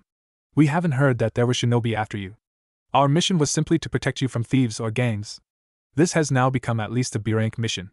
This was supposed to be a simple protection until you completed the bridge. If it was known that there were ninja after you, this mission would have been set as the more expensive B-rank. I'm sure you had a reason, but it causes problems when you lie about the mission. We are now operating outside our duties. Tazuna was staring at the ground, looking like a broken man. Sakura looked between them and the bound Kiri ninja. They were only chunin, yet they were so much stronger than them. The only thing she could do was to cast a genjutsu, and she couldn't even tell whether it had any effect. Sasuke was amazing in his fight, but even through her rose-tinted glasses she could tell that he could have lost easily. If he was scratched by the poisoned claws like Naruto, and speaking of whom. We aren't ready for this mission, she said. She couldn't allow anything to happen to her Sasuke-kun, and if all it took was looking like a coward, then so be it. Let's quit. We will need medicine for Naruto's wound. We should get back in the village and get him to a doctor. It's nothing, Sakura, the boy in question interrupted her. It will heal in no time. Baka! She shouted. Don't you know anything about medicine? This won't heal in days. Your hand is going to be completely useless. If such wound had been inflicted on a normal human, this statement would have been true. But the demon vessel wasn't normal, and he knew it. But his teammates didn't. So how should he explain that the injury had already almost healed without telling them his secret? We don't need the Dobe's left hand anyway, Sasuke scoffed derogatorily. He froze up with both hands anyway. Naruto had to inwardly thank him for the perfect distraction. I did not, he shouted back. The black-haired genin only snorted. The blonde was troubled. He didn't really freeze with fear, but he spent such a long time pondering the right strategy that he reacted too late. The result was the same. This was something that mustn't be repeated. An Uchiha can take care of everything himself, Fugaku agreed. Jerks, Obito commented. Kakashi said this might be too much. An Uchiha can take on anything. So how did you end up like this? The outcast snickered. I guess we should return to the village to treat Naruto, the Jounin decided. The boy in question knew he didn't need any treatment, and he reckoned the masked man knew it as well. But it sounded like a good excuse why to turn back. But the question was, should they? I have to talk to you, Tazuna said in a grave voice. He immediately got the attention of everybody.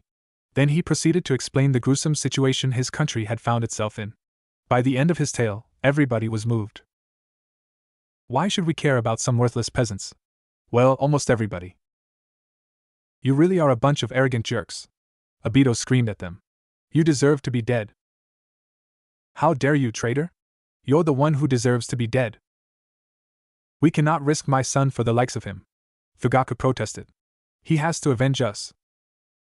Revenge. Revenge. Is that all you care about? Our deaths mustn't remain unpunished. Forget I ever asked, Obito sighed in exasperation. His clansmen were never going to change. Naruto was torn. On one hand he wished to help the suffering people, but on the other hand he realized he wouldn't be able to do much. So far they have faced only two mediocre chunin, and they weren't faring all too well. If it wasn't for Kakashi's interventions, they would have most likely lost. And a rich businessman like Gato had enough money to hire an army of jounin. If he did so, they would be screwed. They wouldn't be able to help the people of Wave Country any if they were dead. Sakura was just plain scared. She was nearly useless during the fight, and even if Sasuke was great as ever, she feared it might not be enough. Her crush was brooding, as usual. Here were his first real enemies, and Kakashi didn't let him finish them off by himself. No, he had to interfere. How was he supposed to get stronger if he had no chance to test himself against stronger opponents? Couldn't his sensei see it? He was definitely carrying on this mission. He was going to defeat anybody who stood in his way. It was another step on his journey to defeat Itachi. We're going on, he decided. That's dangerous, Mikoto worried. An Uchiha isn't a coward, Fugaku pointed out. That's too dangerous, the silver-haired jounin objected. Tazuna retaliated with shameless, emotional blackmail. Dude, that man is quite something, Obito stated with admiration. Even I wouldn't dare to pull something like that. Sensei would scold me into the next century. Surprisingly, Kakashi turned out to be extremely susceptible to those underhanded tactics. Or maybe he wanted to forge the bonds between his students in the heat of a battle. Either that, or he hoped he would get rid of them permanently.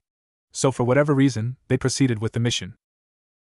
Naruto's watch that night was tense. The ghosts were mingling around, but he didn't try to talk to them. He didn't dare. The memories of today's attack and Tizuna's subsequent explanation were still fresh in his mind.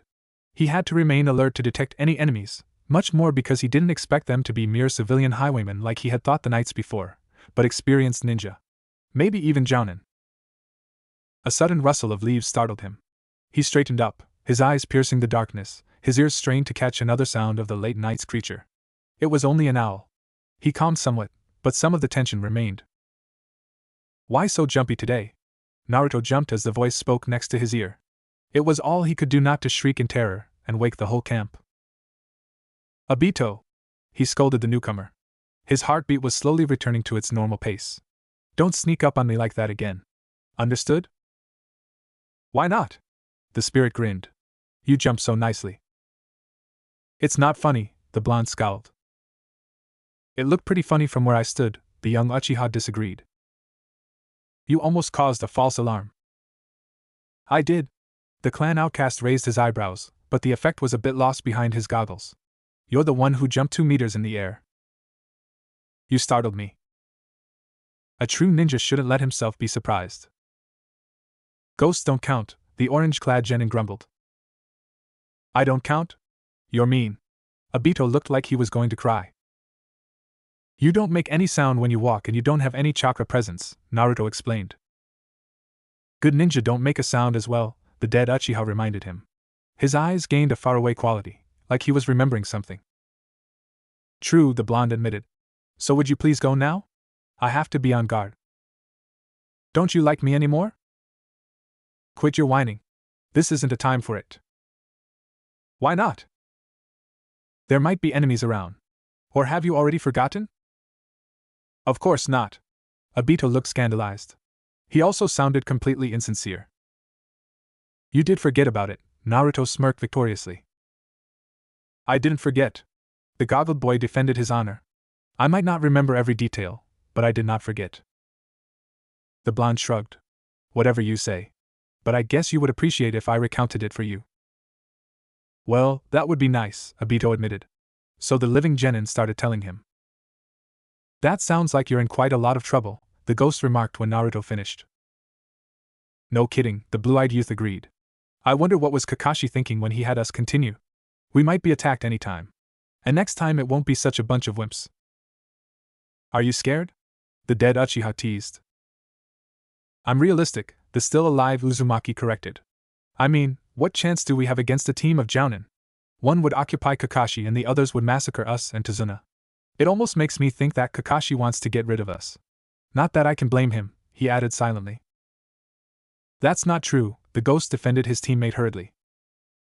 I suppose you know him better than I. What makes you so sure? Kakashi wouldn't do that, Obito remained stubbornly. You know, Naruto observed, now you sound like you're trying to convince yourself. Kakashi wouldn't abandon his comrades. Those who abandon their comrades are worse than trash. There was a hint of desperation in his voice. What did happen? Naruto inquired. What? Obito looked around. Did I miss something? What happened to you and Kakashi? Bad mission. The ghost stared at the ground. You said that before? What did go wrong with the mission? Everything. He turned his eyes to his old comrade. You aren't overly cooperative tonight. Come on, Naruto prodded. What was so terrible? The dead Uchiha didn't answer. He stood motionlessly and stared at his sleeping teammate. Did something happen to him? Or do you blame him? Obito didn't answer. He turned around and ran. He refused to speak another word for the whole night. Naruto returned to his silent vigil. The voyage across the straits was tense, but uneventful. The mist had conveniently hidden them from prying eyes and they remained undetected even as they sailed along the unfinished bridge. They all were impressed by the sheer size of the construction. They landed in a fishing village without further incident and bid their goodbyes to the man who had steered their boat. The place was run down. It was easy to see that the country had indeed fallen on hard times. Tazuna led them through a small forest towards his home. As they were walking near a lake, Naruto spotted a man hiding in the bushes. He was concealed expertly, the blonde had to admit. If it wasn't for his ability to see souls, he wouldn't have noticed anything. He shot a glance at Kakashi. The Jounin was tense and alert, but he had been like that ever since they stepped on the soil of Nami no Kuni. There was no telling whether he detected the danger or not. The blonde genin covertly slipped a shuriken into his palm. In case his sensei had missed it, he had to alert him. When they came close enough, he flung the weapon. The throwing star sliced through the leaves of a nearby bush and embedded itself into the bark of a tree exactly where the unknown shinobi had been standing a moment before. He had escaped via a kawarimi. Instead of him, a startled white rabbit shot out of the foliage. Just a bunny, Naruto grimaced. Stop trying to act cool, Sakura berated him. There was nothing there. The orange-clad genin paid her no mind. When the enemy ninja disappeared, he had to reappear somewhere. But where exactly? He strained his senses to locate him, but so far he had no luck. Stop acting like a moron, midget, Tazuna shouted. He was stressed out ever since the first attack, and Naruto's sudden movement nearly gave him a coronary. He had to let out the tension somehow. Kakashi meanwhile looked thoughtfully at the rabbit. It was white despite being the end of spring. That was not natural for it. He knew that Naruto's instincts were right once again. There was an enemy nearby. But where? Naruto and Kakashi noticed him about the same time. Get down! The Jounin commanded. Everybody obeyed immediately. Everybody except Tazuna. The man remained standing upright, frozen with fear. The one-eyed ninja tackled him to the ground. The giant sword thrown with the intention to cleave them in half flew over their heads. The blade then hit a nearby tree and embedded itself deep into the trunk. An imposing figure appeared standing on its hilt. Well, Kakashi spoke. If it isn't the hidden mist's missing Nin Momochi Zabuza-kun. No, it isn't him, Naruto thought. He couldn't see the soul in the body, which meant it was just a clone.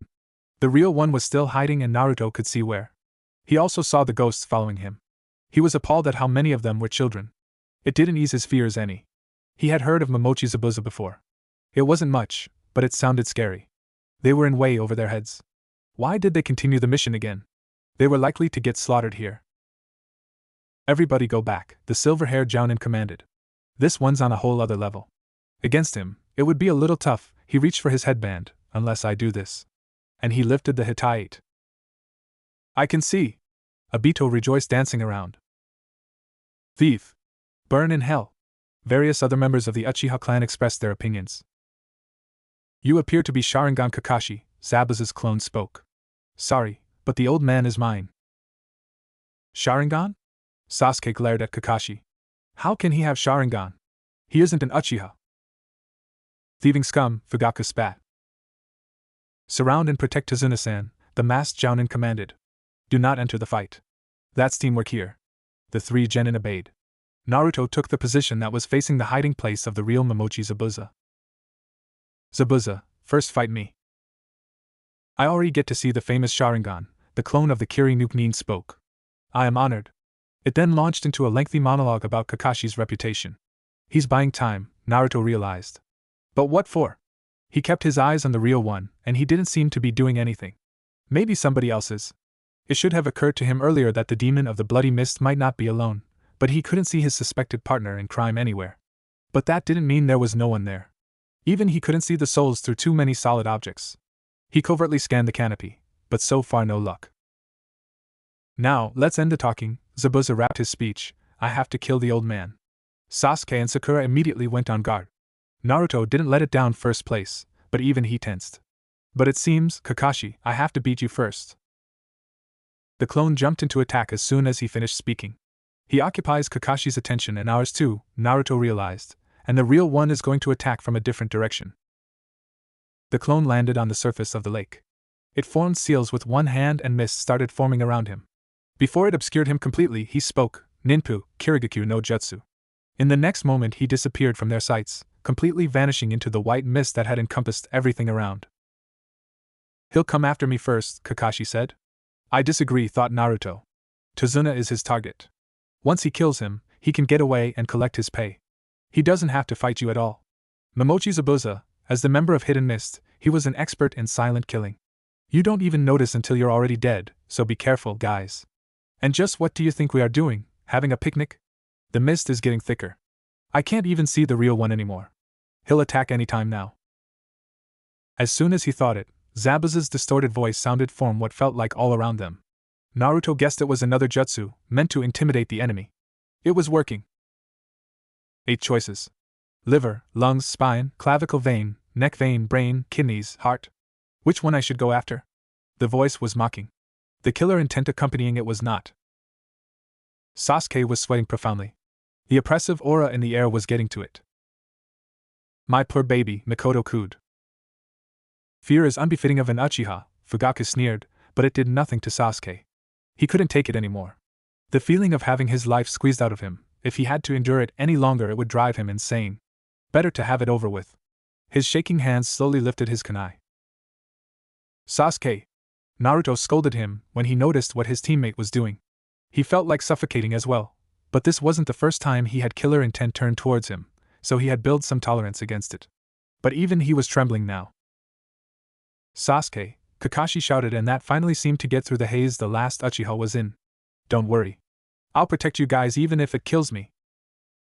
And it better kills you, thief, some dead Uchiha added. I don't let my comrades die, the silver-haired Jounin added. You say that now? Obito screamed in rage. So he really blamed Kakashi for his death. Naruto absent-mindedly made a mental note that he'd have to ask him about it. We'll see about that. Zabuza's voice resounded from the mist. Naruto noticed a build-up of chakra behind him. Without thinking, he jumped and pushed Tazuna out of the way. It's over, spoke a clone of Zabuza that had materialized between the 3 genin. In the next moment it was tackled by a clone of Kakashi. The bunshin of Zabuza turned into water, but another appeared behind the clone of the leaf Jounin. The Kakashi clone was cleaved in halves by Kubikiri Hocho, before dissolving into water as well. Zabuza's clone looked a bit startled until Kakashi, the real one this time, placed a kunai at his neck. Don't move, he commanded. It's over. It's a clone, Naruto shouted. The copycat looked at him in surprise. In the next instant the real Zabuza appeared behind him. The clone dispersed. The silver-haired man barely dodged a vicious sword slash and tried to retaliate, but the Kiri swordsman didn't let him.